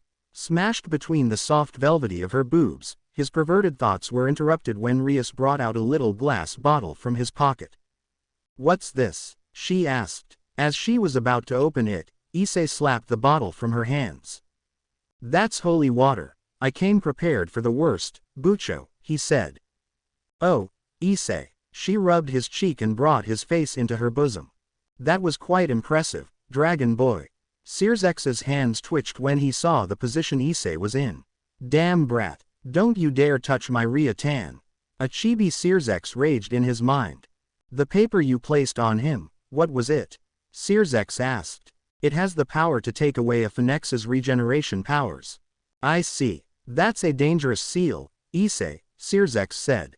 It's a one-time thing anyways, Issei replied. How did you get your hands on something like that? Searzex questioned. Issei grew visibly uncomfortable to the point where he began sweating bullets at the sudden question. This was a Mao asking him a question, but a blank-faced Naruto with his arms crossed appeared in his mind, making him think twice before he answered. What if I told you I bought it on the internet? Issei would rather take on 70 Maos than a mad Naruto Uzumaki. He had gotten a warning, from a raccoon dog of all things, to never offend Naruto if he loved his sanity. Searzex stared at him with disbelief written all over his face. He dropped the matter for now because he wanted to celebrate his baby sister's victory. You did well, Issei. All the members of the Orc congratulated him. The devils congratulated Issei on his victory, but what Issei didn't know was that his victory would be known by all of devil kind. Griafia summoned a griffin for Issei to ride on back to the Grimoire Castle, as the devil couldn't use teleportation circles yet. Dias tagged along and both teens were on the griffin, a bird-like beast en route to the Grimoire Castle. Searzex and Graphia stared at the griffin in the distance, their gaze lingering on Issei. That boy, the seal he used was no ordinary seal. It had no trace of magic in it. I've never seen anything like it before, Searsex told Graphia. Does it displease you, Mao-sama? Graphia asked. A seal that could take away a Phoenix's regeneration powers should not be taken lightly. Who knows what it could do to other devils, he stated. Do you want us to investigate further? Graphia asked. Searsex continued to stare at the griffin, slowly disappearing in the distance with Graphia behind him. She understood her king's silence and had already begun making plans to carry out her king's order. Back with Issei and Rias. Issei was busy sky-gazing on the griffin when Rias cupped his cheeks. You fool, you have so many bruises on your body. She played with the buttons on his shirt gently. Hey, it's nothing. I'd take on an entire battalion of Phoenix for you, Bucho. You mean a lot to me, he said with his eyes closed and a gentle smile on his face. Issei. She stared at him with a huge blush staining her cheeks. You really mean a lot to me too. She kissed him on the lips as the griffin flapped its wings and the night breeze ruffled their hair as it made its way to Kuo. Next morning in the Uzumaki mansion. Why do I feel as if I'm missing something? Naruto asked as he absent-mindedly pet a chibi Matabi on his lap. Said cat stared at him with a raised eyebrow. There goes his quirks again. I miss that Neko girl. Matabi said out of the blue. Naruto didn't even register Matabi's words as he lifted her off his laps and autopiloted to the kitchen with a thoughtful look on his face. What is it? I can't seem to know what it is, but I know it's missing. Oh well, I'm gonna remember it sooner or later, he said as he switched on the electric stove and boiled water for the instant ramen he was about to make. Naruto's mind wandered again, this time to his one-week student. The kid should be back by now. Winning was a piece of cake with the suppression seal he gave the boy. That riser guy would find out how weak he was without his regenerative abilities. Oi Naruto, I sense a whole lot of strong signatures around Kuo lately. This could get ugly if you don't do something about it. Kurama, who was on the counter beside Matabi, had been picking up different signatures in town lately. That is bad business. I will not get involved unless my person is threatened, he said as he fumbled around the cabinet looking for instant ramen. What about that dragon brat? You helped him, didn't you? So why don't you do the same to the people of Kuo? As much as Kurama loved their anonymity, he wanted to see Naruto in action once again. Well, that or he just wanted to let some of his bloodlust loose. We don't know yet if these crows are hostile or friendly, and, besides, I'm not in their crosshairs, so lemme just stay low him, he said as he dropped 5 instant ramen into the boiling water and added all the ingredients in. A poof later and a chopstick appeared in his hand. He gently mixed, poking at the noodles every now and then. His patience was running, but he had to wait to get the perfect noodle texture. Naruto stopped stirring his breakfast when his ears picked up the sound of the front door bell. He got up and set loose a string of curse words. Naruto got to the door and what he saw was displeasing. The Hyodo kid was there along with that Grimori kid in her peerage. His eyes darkened when Issei stood there with a strained smile. Hey sensei, Issei greeted sheepishly. Naruto specifically told him not to tell anyone he helped him train to achieve his balance breaker. Although it's imperfect, it did the job just fine. He managed to increase the time limit to 15 seconds under Naruto's tutelage. Now, he was in a life and death situation. Good morning, Naruto-sensei, the whole club greeted minus Kaneko, who was fidgeting behind them. Rias herself was a bit nervous about this. She wanted to greet Naruto formally for training her pawn. Akano had a blush on her face when she laid her eyes on her shirtless teacher. Naruto was a fine specimen of a man up close. The mark on his face augmented his looks just fine. Kiba actually had a bit of respect for Naruto. If this guy could mold Issei into what they saw in the battle against Riser, then he was one hell of a teacher. Kaneko was against them coming here because of the fear she had for the blonde teacher, but Issei reassured them that Naruto wasn't necessarily evil once they got to know him. Naruto leveled a heated glare at Issei. What the did I tell you not to do? Kind of glare. Would you please let us in? Rias asked, when there was no sign that Naruto would move away from the door. What do you want, little bats? Naruto asked. We just wanted to thank you for helping Issei. Naruto glared at Issei, who was staring at a flower with keen interest. Naruto grunted in response to Rias' gratitude and was about to close the door before Rias screamed for him to wait. I would like to talk to you about something. Naruto stared at her and shifted his attention towards Issei, who had both hands in front of him, begging Naruto to please let them in. I don't want a bad infestation in my house, but as a teacher, I can let my students inside my house, he said as he walked away from the door and let them in. Compliments on the house, Hiba said as he took a seat in one of the chairs, followed by Rias, Akeno, Issei and Kaneko. Kaneko's cat ears and tails, which she had been trying to suppress ever since they got to Issei's neighborhood, came out in full force when she entered Naruto's house as she settled into the chair with a satisfied sigh. Naruto stared at the waving appendage and shook his head. Yukais tend to act weird when they are around him. What is it, Grimoire? Don't tell me it's a biology-based topic. Naruto asked. Rias cringed at that. Not at all, sensei. I was just wondering what faction you belong to. You are in my territory and I hope you wouldn't mind me trying to keep it secure, she added. Naruto scoffed at that. Secure my foot. This place was crawling with crows and stray bats. I belong to no faction, he nonetheless answered. Rias was happy he didn't belong to anyone. This was perfect. Naruto-san, I presume you know about the 3 great factions. Rias quickly suppressed her excitement when Naruto nodded. How would you like to become a member of my peerage? She asked with hope in her eyes. She hasn't seen Naruto in action, but judging from what Issei told them about him, he was really good at hand-to-hand combat and he could control fire. Not interested. He didn't even think about it twice. Rias wasn't expecting him to decline her that quickly. But think about it, you'll have enhanced strength, durability, and your overall lifespan will increase. No thanks, he said. But, whatever she was about to say was interrupted. The answer is no, kid, he finalized. Naruto-san seems adamant about not becoming a devil. Do you love your humanity that much? Akeno said with her ever-present beautiful smile. Yes, Kanu, Naruto said. Kanu, she asked. Isn't that your name, Kanu Jumongi, or was it Hamonji? Naruto tried to remember her name. It's Akeno, Akeno Himahima. Akeno giggled when Naruto got her name wrong. Hino would have been much nicer than Kanu, she said. Hino it is, Naruto said. Well, we just wanted to know what your stance was. Don't worry, kid, if I wanted you all dead, you would have been dead a long time ago, he stated offhandedly. Rias forced a strained smile at that. He speaks as if he could destroy them all with a casual flick of his fingers. Rias hated that.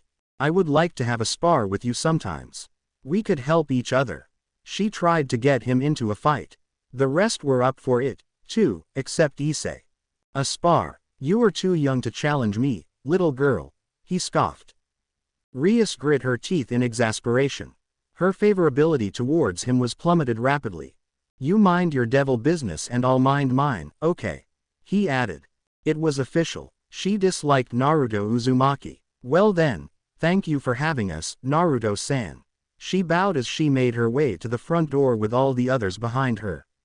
Kaneko's eyes widened a bit before she stared at Naruto's blue orbs. There was a scent around Naruto, a really familiar scent at that.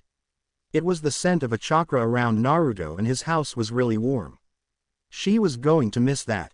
Naruto-san, she shook her head as it was impossible for her older sister to be in Kuo.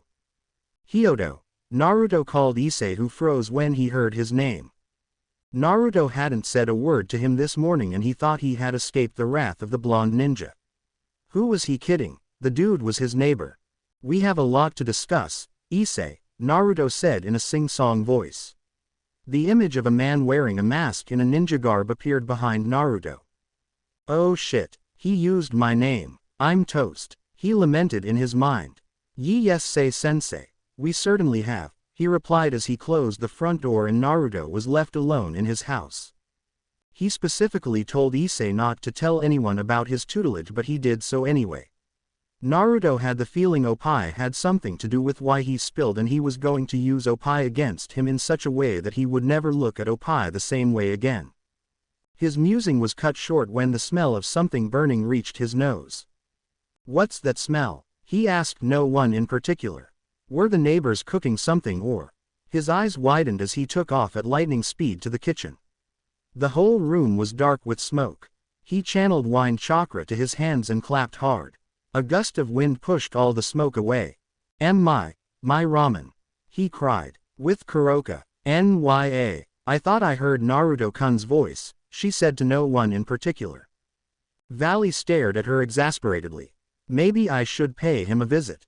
I do miss him after all. Nya." Valley wondered who this Naruto guy was that had Kuroka so pumped. Hell, she didn't even spew the nonsense she normally did when she saw him anymore, which was great in his opinion. All he wanted was to do was fight strong people. The red one isn't strong enough to even gain his attention. "Valley-kun, it's unhealthy to deny a woman when she wants you balls deep inside her," a certain black-haired man with blonde streaks said. "There's another perverted old man. Azazel, I think it's high time I dealt with Kokobile. That guy has been a major pain in my ass," Azazel said seriously. Sometimes, Valley often forgets that this perverted old man was the leader of the Grigori. "Well, if that is all, Valley-kun, I'm going Nya." Kuroka waved at him before a magic circle teleported her. "She has been hanging around Kuo lately," Azazel said. "Yeah, she's keeping tabs on a human," Valley revealed. "A human?" he questioned. "Yes, and you're not interested?" "I'm only interested in strong people. I have seen a photo of him once and he looked very disappointing." "Looks can be deceiving," Azazel said. "I'll be taking my leave, Azazel." Valley summoned a magic circle and teleported to wherever he had in mind. Azazel relaxed into his chair. It looks like it was time to meet the Red One. Maybe he could go see this Naruto guy himself. Who would name their son after a ramen topping? Back in the Uzumaki mansion. "It's Maelstrom." Naruto suddenly screamed to the sky with his fist balled up and a tick mark on his face. Somebody was making fun of hhis name and they would pay for it dearly. The Biju stared. "We shouldn't be surprised at this kind of shit anymore," Kurama said. "Naruto-kun is too complex for us to understand," Kokuo stated. "I blame you for this, Shukaku," the lava monkey screamed at Shukaku. "Hey, I didn't do anything," Shukaku defended himself. Naruto stared at them with a sweat drop. They were all talking as if he wasn't there. That was mean. Looks like a fight was about to break out between Shukaku and Son Goku. "Don't you dare fight in my house," Naruto screamed out. Life in Kuo would never be the same again from now on. The moon was shining brightly like the sun itself. 9 black tomos defied the surface of the pale moon and the image of a woman was in the sky. Her head was positioned in such a way that the moon was between her forehead like a third eye. She smirked at the world as the veins surrounding her eyes bulged.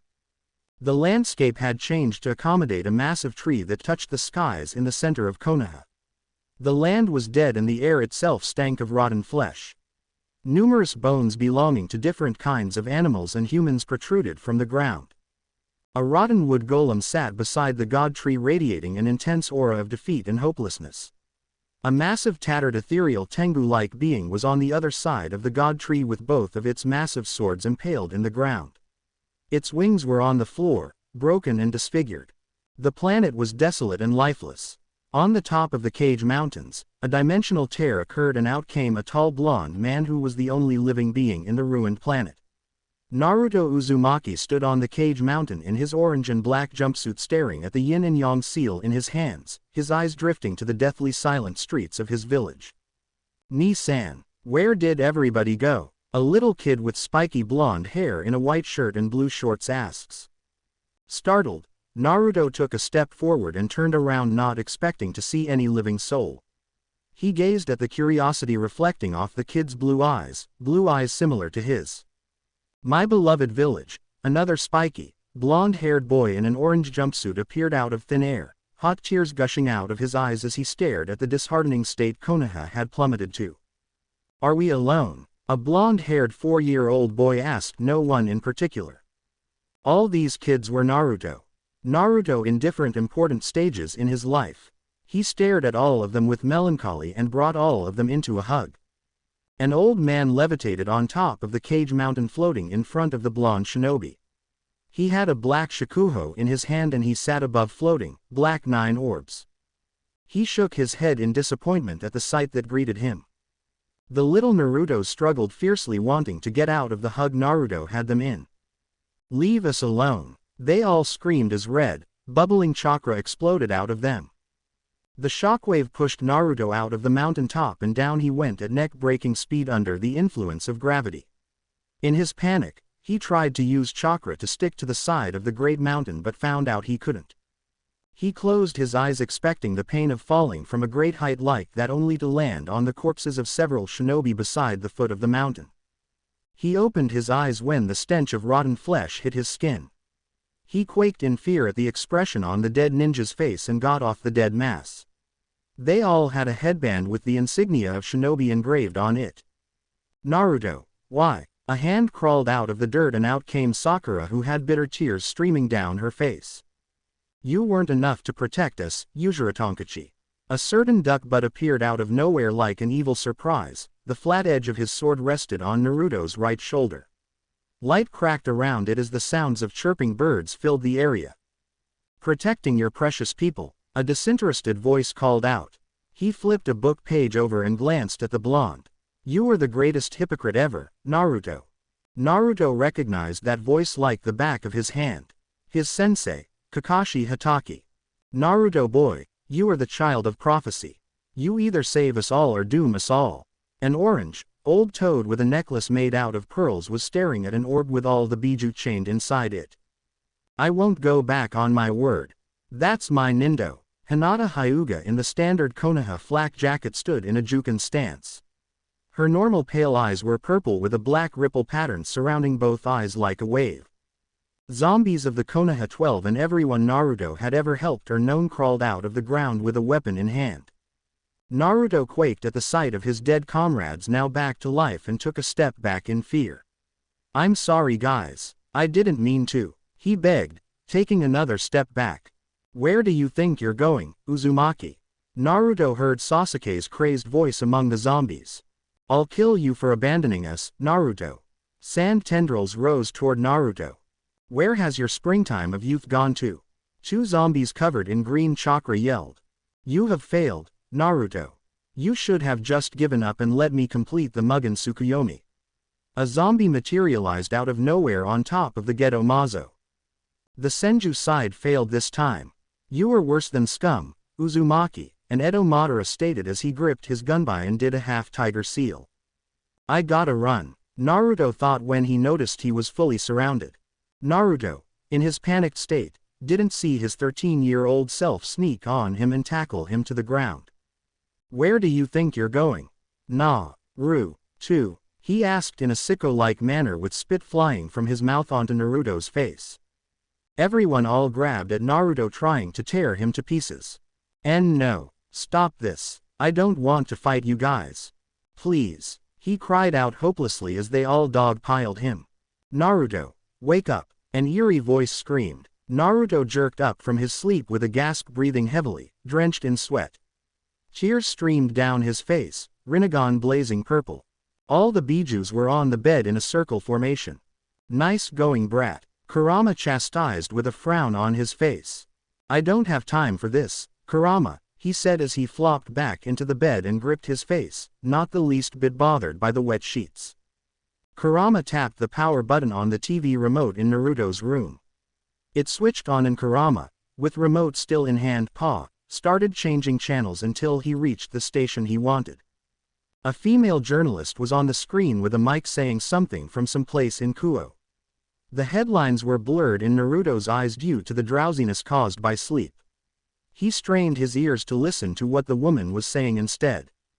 "And we are here in Kuo where a seismic event occurred all of a sudden." The rest of the headlines and noises disappeared into the background. Naruto could feel a nasty headache coming. He took a deep breath and sighed deeply. It was them, and this time, Kaguya was in it. He said. Kurama went silent in pity. He never had nightmares, so he couldn't really relate to his Jinchuriki right now. "You're gonna take the day off?" he asked, more like suggested. "Yeah." Naruto pushed his blanket aside and took off his wet shirt. He dropped them into the laundry basket beside the bathroom door and opened the bathroom to freshen up. Naruto turned on the faucet and plunged his hands under the cold, running water. He splashed the water on his face, enjoying how cool it was. A few splashes later, he rubbed his face and stared into the mirror, gazing at the fabled Rinnegan. The concentric, dark circles were overlapped with a different pattern entirely. Something he paid no heed to as it went back to the default concentric rings. Strands of blonde hair were on top of his eyelids. His fringes had grown out without an hiatus obstructing them. 2 side bangs had grown out more than the others on the side of his face, reminiscent of his father's hairstyle. He really needed a new haircut. Maybe a new style entirely. The shinobi had a lot going on in his mind as he washed his of them was his chakra which had been acting strange recently and he had to do something about it. His 6 paths chakra reserves were much bigger than the amount he had when he fought Kaguya. Though he had his 6 paths chakra sealed off, he could still see it in his mind's eyes growing in volume. Gaining the yang half of Old Man Sage's powers brought his chakra levels to a point that was otherworldly in shinobi standards. He had an understanding of all things chakra related with the ability to use all 5 basic elements to boot. This abnormal amount of chakra shot off the roof when he gained the yin part of Hagoromo's chakra. The Rinnegan granted its user great chakra control and as a sage, he had learned to balance nature energy with his chakra thus he was arguably at his best when it came to chakra control. It's been pretty hard to keep his chakra at bay lately and he honestly didn't think chakra control exercises would work for him. It was like there was something disrupting his chakra control. He got out of the tub and cleaned himself with an orange bathrobe. He wondered if it was stress caused by frequent nightmares affecting his control. Maybe he needed more meditation. What better way to clear one's head and mind than meditation? His thoughts came to a screeching halt when he heard a knock on his front door. He walked to the front door making subtle motions to the chibi bijus to be scarce. He twisted the door knob and pulled back gently, peeking through the slightly ajar door. Issei stood in front of Naruto's door with his uniform on ready for school idly wondering what could have caused a mini-seismic event. He knocked a few times when he received no answer before he heard shuffling noises. The door knob twisted open and the familiar visage of his teacher peeked through the open door. "Good morning, sensei. How was your night?" he beamed. "Hyodo." Issei's name rolled off Naruto's tongue distastefully. Issei broke out in cold sweat and immediately went to his knees in front of Naruto, his hands clasped tightly together. "I'm really sorry, sensei. I was powerless against Bucho and Akano-san's boobs." He gave a clumsy excuse and leaned forward. Oppai, you betrayed me to get a feel of her boobs." Naruto found it incredulous. He betrayed him just for boobs. "You don't understand, sensei. The deliciousness of a heavenly oppai," Issei quipped with a satisfied smile. Naruto couldn't believe his ears. This boy was beyond obsessed with beeps and that would eventually turn to a weakness in battle. Oh, if only Naruto knew how wrong he was. "Good morning, Naruto-san," Issei's mom greeted Naruto from behind her son. "Mom." Issei stood up, fearing his mother had heard in on their conversation. "A good morning to you too, Hyodo-san." Naruto bowed. "How are you today? I hope the sudden tremors didn't cause you any trouble," she inquired with a smile on her face. "Not at all, Hyodo-san," he answered smoothly. "Well, that's great. The damn earthquake just happened without a sign. It was weird, really," she mentioned and stared into space, no doubt trying to solve the mystery behind the sudden anomaly. "That's true, Mom, and besides, why are you here?" he questioned. "Oh, me, I came here to visit our handsome, decent, single neighbor. He's such a darling, Issei," she cooed out as she rubbed Naruto's arm affectionately. The brown-haired pervert didn't like what he was seeing, not one bit. There was an orange lunch box in her hands wrapped in white clothes. Issei couldn't believe his eyes. That was his favorite bento. Oh, that blonde shit was going to pay if he took that box from her. "Sensei or not, I wanted to thank you for helping me the other day, Naruto-san," she said as brought the lunchbox forward. Naruto remembered helping her with groceries and a few other things when Issei was absent. She looked so pitiful struggling with the bags, so he extended a helping hand. It's nothing really. Naruto shook his outstretched arms furiously, just helping out a neighbor. I know single men like you rarely have homemade food. Please take this as a token of my appreciation for the other day. She pushed the box into Naruto's chest. Naruto gripped the box, a bit startled by the forceful behavior. Thank you, Hyodo-san. He expressed his gratitude. I hope it's ramen, he thought, bringing the lunch box to his side. Can I ask another favor, Naruto-san? Mrs. Hayadu said. Naruto cocked his eyebrows and nodded nonetheless. Please take care of my Issei, she blurted out. He's an extremely perverted kid and he needs a lot of guidance. She finished, glancing at Issei disapprovingly. Mom, Issei protested. He might be a handful sometimes but he's a good kid. She regarded Issei with pride. I can take care of myself, Ka-chan, he protested with a blush on his face. You need to listen to your sensei, son. Naruto watched them both with a wistful look on his face. It's really good to have a mom who dotes over you sometimes. Naruto was orphaned 3 hours after his birth and consequently grew up without the love of a mother or father. He was all alone in a world where everyone hated him for something he wasn't. Something he could never become. He was grateful he had the chance to meet his mother and father, even though the former was a chakra imprint and the latter, an Edo tensei. He'd choose to be born the same way again, scorned and hated by all if it meant being the son of Minato and Kushina. I will, Hyodo-san, he declared. Oh, thank you, Naruto-kun. She jumped up in joy.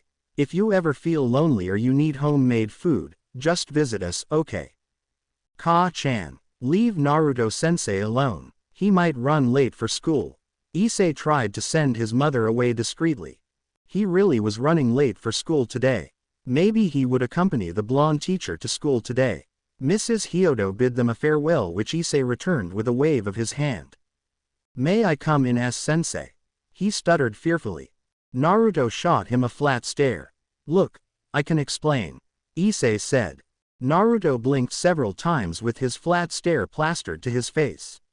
The brown-haired pervert shrunk under his stare before he sighed dejectedly. Why don't we do this while we trek towards school? He wanted to question the shinobi about the mild earthquakes that happened today and, just maybe, if he could help with the Excalibur issue going on. Go away, Hyodo, Naruto did a shoe motion with his hands. Are you still angry about that? Issei asked, fearful of his sensei's wrath. Damn straight. And I'll still punish you for betraying me, he replied sardonically. Issei cringed badly when he saw the look in Naruto's eyes. He really wanted to remain loyal to the Uzumaki, but those jiggling oppai were too much for him. With a huge sigh of defeat, Issei stared at Naruto one more time before he turned around and walked away. Well, goodbye, sensei. He waved with a dejected aura around him, and his slouching back really helped augment his miserable look. He jolted a bit when Naruto closed the door forcefully. He glanced at the door one last time, glad that wasn't him instead. Naruto sat comfortably in the living room staring at the lunch box on the table with intensity. He wondered when was the last time someone gave him a lunchbox, only to find out that this was the first time someone did this kind of thing for him. He began unpacking the lunchbox and a delicious sight greeted his vision. It is by the eyes one recognizes a tasty treat, then followed by the nose, and lastly the tongue testifies to the judgment of the eyes and the nose. You're gonna eat it or what? Shukaku's gruff voice brought him back to reality. Yes, I'd be bad to let something like this go to waste, he answered as he split apart the pink chopsticks Issei's mom provided him with and took a bite out of it. His face lit up like a Christmas tree when the sweet deliciousness of the food assaulted his taste buds. Today might have been a total disaster, Naruto. It's a great thing you placed chakra blocking seals around the house. Wash id thad bod? Naruto inquired with a mouth full, and all the bijus nodded. You really need to clear your head, Naruto.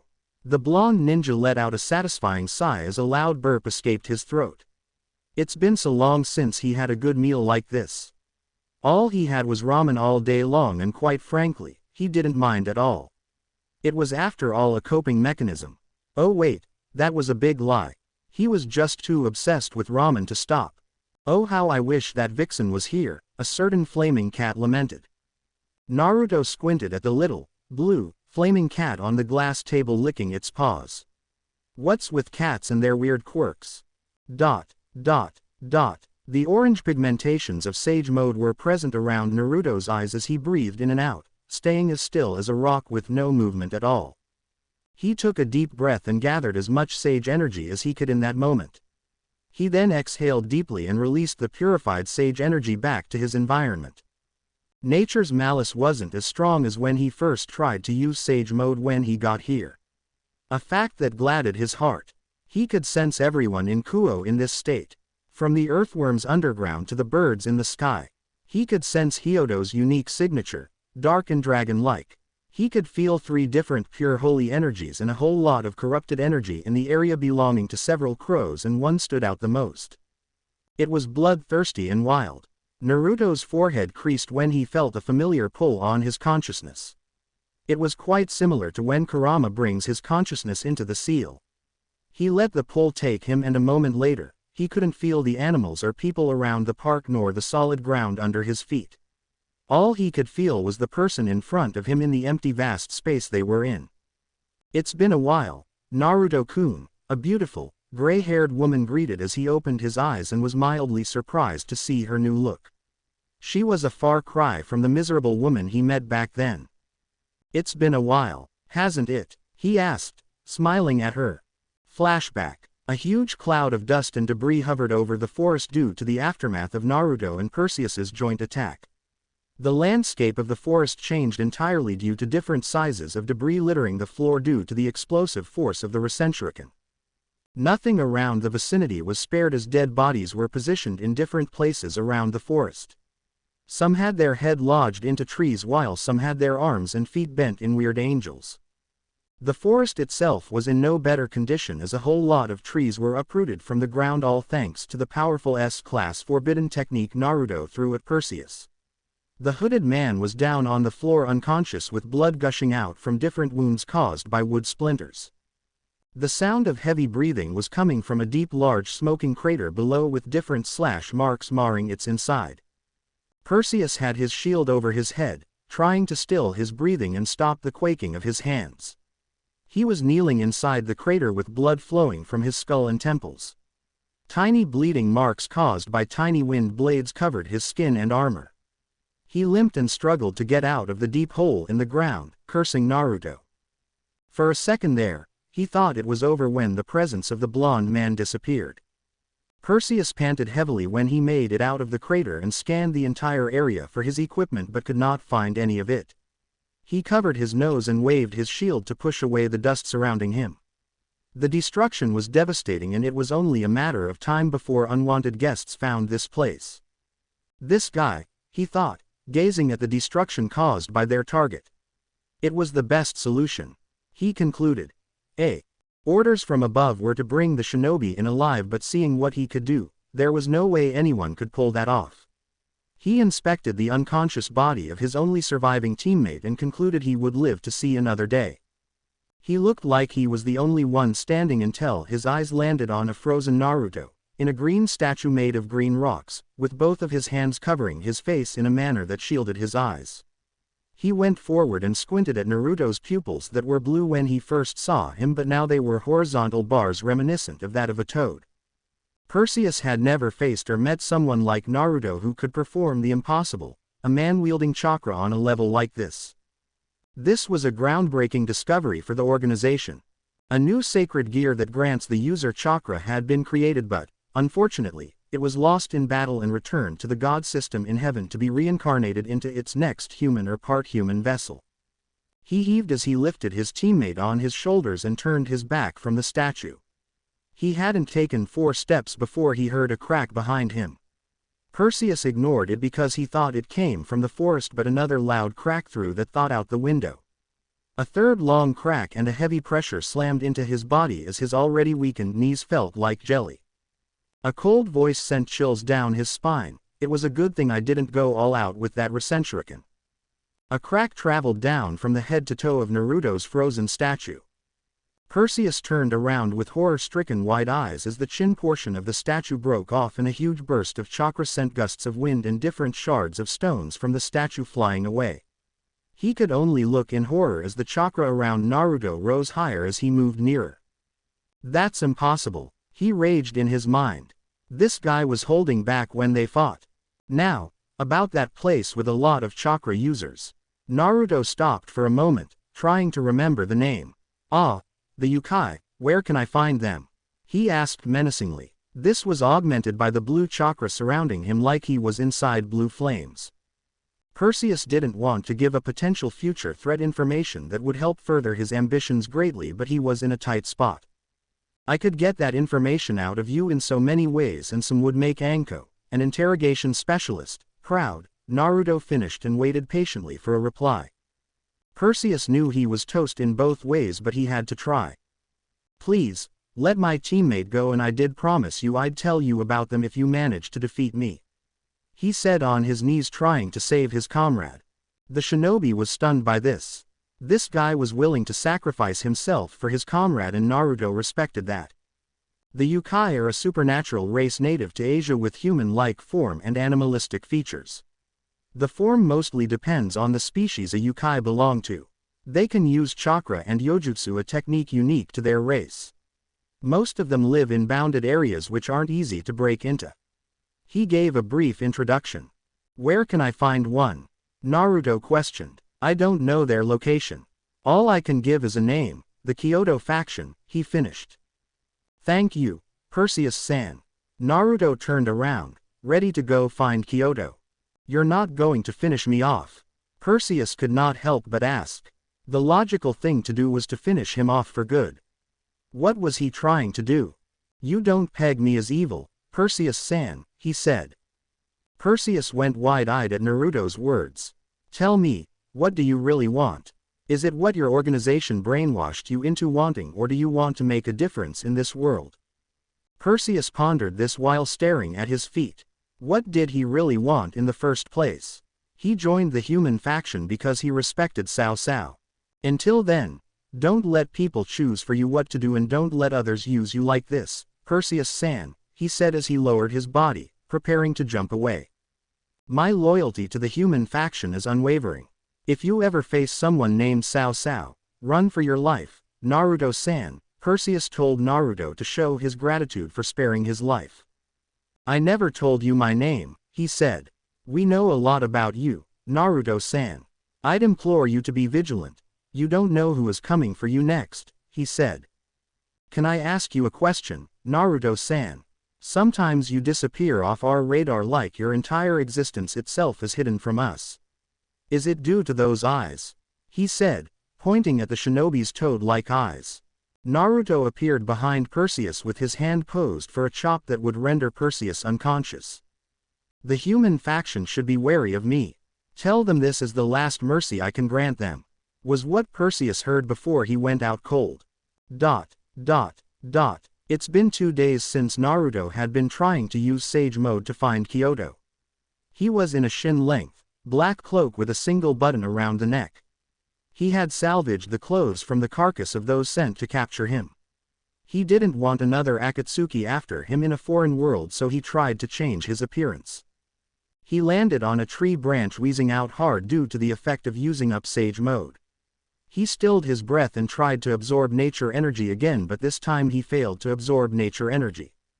He fell on his knees, breathing hard again as he didn't have enough chakra to balance nature energy anymore. Traveling for 2 days straight in Sage Mode wasn't an easy task even for someone like him. He had to be in constant Sage Mode if he wanted to remain safe from the hero faction. For the life of him, Naruto couldn't wrap his head around the fact that these guys always knew where he was, but lately, spending a lot of time in Sage Mode, he noticed something foreign in his body, like a seal of sorts. It was invisible and it only gave a pulse of magic once a while. Whatever it was, he could not remove it from his body, and it was quite frustrating. There was also the problem he faced when he absorbed nature energy. He felt a weak pull on his consciousness when he had Sage Mode on for an extended period of time. A silhouette of a woman calling out for help appeared in his mind when he stayed in Sage Mode for too long. He had first flushed out the sage energy he gathered when it happened for the first time, but he had gradually gotten used to it. Naruto had tried several times to locate where the pull was coming from, but it was like there was a thick wall blocking him from tracking or responding to the pull he felt. He tried deep meditation and it still didn't work. So, here was about to do something stupid. He hopped off the tree and made the clone hand seal in the air, and 8 clones appeared on their one knees with their palms on the floor. Black ink formed a circular pattern on the floor in front of all the clones as it raced across the ground and formed a star. The original Naruto landed on the center of the circle and sat down cross-legged and took a deep breath and dispelled all his clones. The blonde shinobi was about to mix a higher form of chakra with this world's nature energy to enter a super enlightened state accessible to him alone, the Raikudo Senin Modo. 2 processes were involved to enter this mode. He had to knead 6 paths chakra and mix it with nature energy to form 6 paths senjutsu. As he channeled a pint of 6 paths chakra, nature energy entered him willingly, like it desperately needed to become one with him. 10 black, fist-sized orbs appeared behind Naruto in a circular formation, and everything in the world became bare to Naruto. He could sense a massive group of beings in different dimensions with varying powers. Naruto gasped when he felt that pull again, and it was stronger than before. Naruto let the pull draw him in so he could finally confront whoever was on the other end. Reality changed around him as he opened his eyes slowly to find himself in a white plane. He stood up and scanned the entire area until his gaze landed on a black mass in the distance. He sped towards the black mass with caution as all 10 Gududama followed their creator. Naruto came to a halt when he finally neared the black mass, which was actually a woman trapped inside some kind of seal which had black tendrils preventing her from moving. This woman, no, she's no human. She's a divine being, Naruto cogitated. Shoulder-length beige-gray hair acted like a curtain covering her face. She had her gaze on the floor and sorrow rolled off her in waves, but Naruto still kept his guard up around her. Hello, he greeted for the first time. She raised her head and stared at him for the first time, and she was astonished and happy to see and hear someone for the first time in ages. She thought a member of her family had come to visit her, but she was highly disappointed when she saw a man, a human no less, in front of her. How did he get here in the first place? She sized him up and she saw he was no ordinary human. He was human, but there was something about him. He wasn't a native of this universe, it seems. Who are you, human? She spoke for the first time. Her voice was pleasing to Naruto's ears. Uzumaki Naruto, he introduced. Who are you and why did you bring me here? You are not one of us, are you? She asked with a squint. Naruto tensed when he heard that. How could his secret have gotten out that fast? Be at ease, child. I'm not hostile, she reassured. Naruto visibly relaxed when she told him to. There was this aura about her that reminded him of his mom. What are you and why are you sealed here? He asked. I am Gaia, goddess of life and earth. Naruto's eyes twitched when he heard the word goddess. That brought up memories of Kaguya. As to why I am here, it's a long story. Why is nature's energy so vile here? He asked as he sat crisscross. It's because I am no longer around to keep it balanced. Humans, angels, devils, and even gods have enraged nature greatly, she answered. Well, that's wrong. How do human activities affect nature? Nature was supposed to be without conscience. It wasn't supposed to have negative feelings at all, Naruto said. It is because I have grown angry, child. I have been betrayed by my loved ones and I crave justice. I have placed a curse on nature energy to treat anyone who tries to harness its power as hostile, and the negative feeling as a result of that. Anyone who loses control of nature energy will go berserk, she explained. But you're different, Uzumaki. The curse is rendered useless when it comes to you, she said. Vengeance, Naruto scoffed. You disapprove of me wanting justice? She asked. Tisk. Even gods aren't exempted from the cycle of hatred, the shinobi said. He facepalmed at the clueless expression on the goddess's face and articulated the circle of hatred for her. Hatred bred vengeance and vengeance bred more vengeance. But forgiveness bred repentance. An image of Obito flashed in his mind. Salvation, a vision of Sasuke, hope, a vision of Nagato, and so much more. He smiled at her form. You mean to tell me to just forget about it all? Her face darkened as the plane they were in shook mightily. Naruto had a poker face on until it stopped shaking.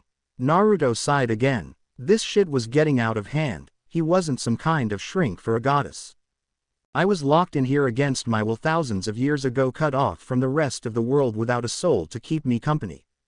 Don't act as if you know my pain, boy, she replied menacingly.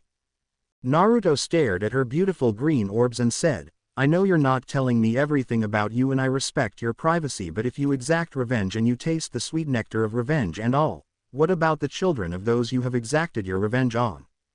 Wouldn't they cry for justice like you did? Wouldn't it be justice if they killed you? Would you kill them like you did their parents? What about their loved ones too? Would you kill them too?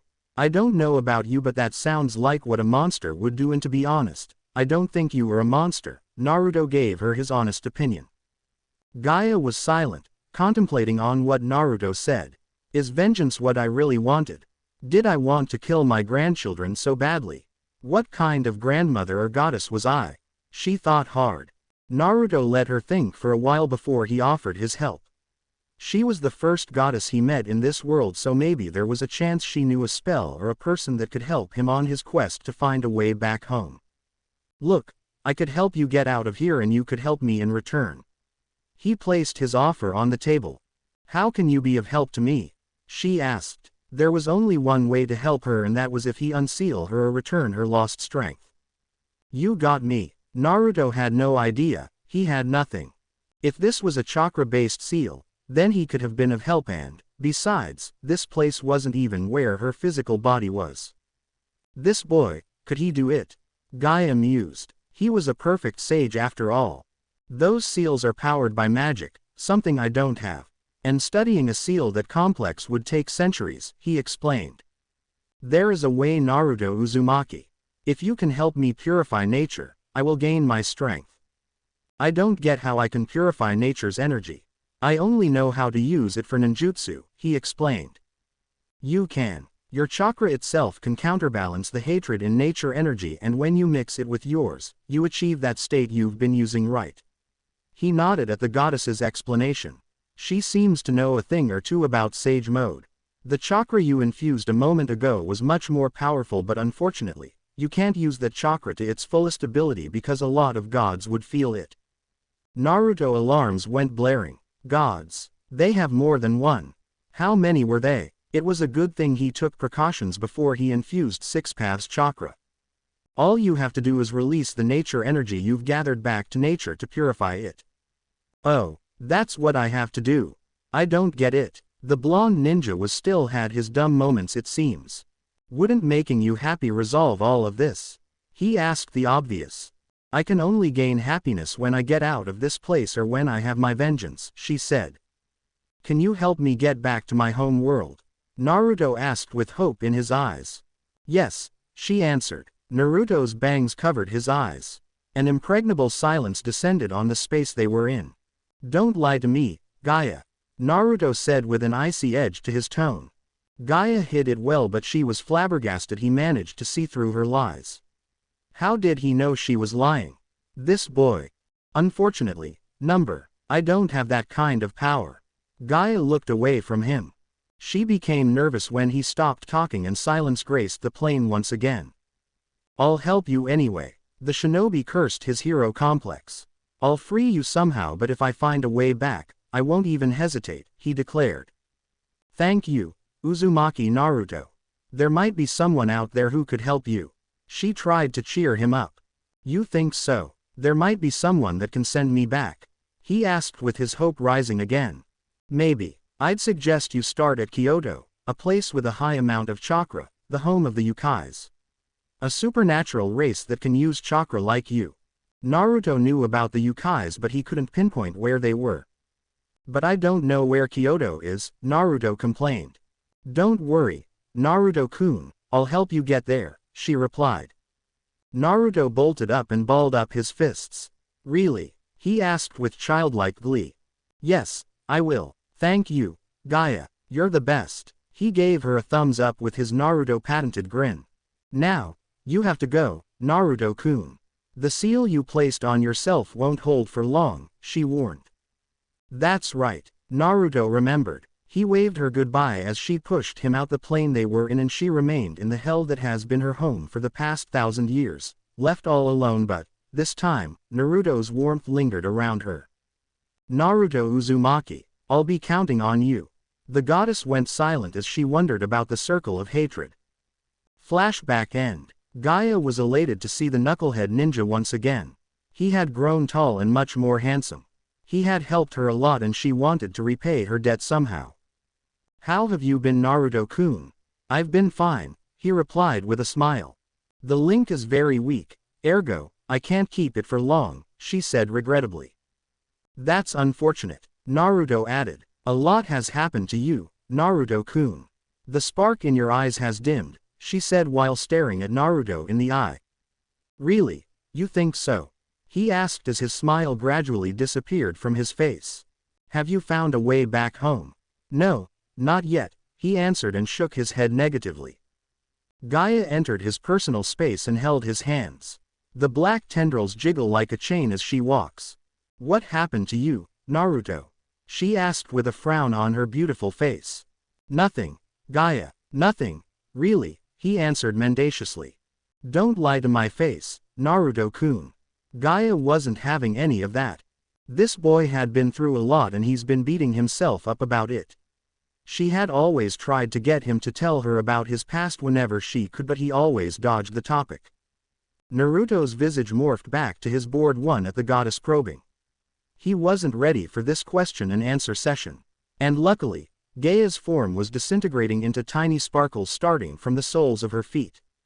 She stared at him one last time and rubbed his face. Don't lose hope, Naruto-kun, were her last words before she disappeared entirely. I'm afraid I already have, Naruto said to the sparkles that remained before he disappeared from the space he was in. Scene change. Stupid exorcist making Asia sad like that, Issei mumbled with rising exasperation. 2 female exorcists visited the school today and they were going on about the stolen true holy swords, the swords of Excalibur. It seems like one of them was a childhood friend he couldn't remember. Kiba had been acting strange lately, so he confronted him and learnt that Kiba's goal was to destroy all Excaliburs due to his tragic past, and Rias ordered them not to engage the exorcists. He decided to help Kiba, anyway, with his goal of destroying the Excaliburs, and, soon, they met after school to talk about their next move. Somehow, Kaneko and Saji found out and now they want to help in any way they can. The group of 4 decided to head to where Fried, the rogue priest, was at night, and a fight broke out between Kiba and Fried. They watched as Fried manhandled Kiba like a child. They tried to interfere but Kiba told them not to interfere. Soon, Rias, Akano, Sona, and Tsubaki arrived on the scene and Fried was forced to retreat.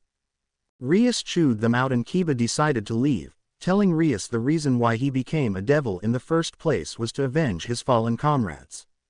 Issei and Saji were disciplined by their respective kings with 1,000 spankings while Kaneko had none. Now, here he was in front of the front door of his house with Rias beside him. I'm home. Issei opened the front door expecting an answer but received none. He walked into the living room and the sight that greeted him was astonishing. His mom and Naruto were talking and she was laughing. Naruto Uzumaki was in his house. The lone teacher of Kuo was in his humble abode. Sensei, he stuttered as he pointed a finger at Naruto with his mouth agape.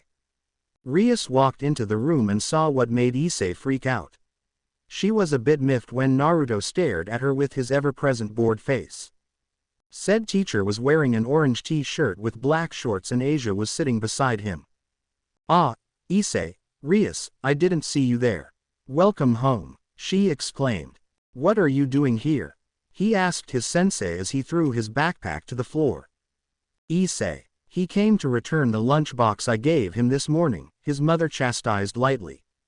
It's all right, Hyodo-san. I'll take my leave, he said as he stood up but was dragged down by Mrs. Hyodo.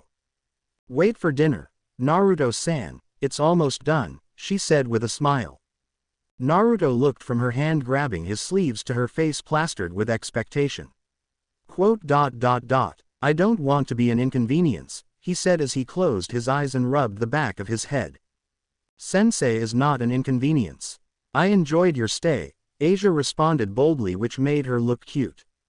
Just stay, Naruto-san, Issei's mom finalized as she stood up to serve dinner.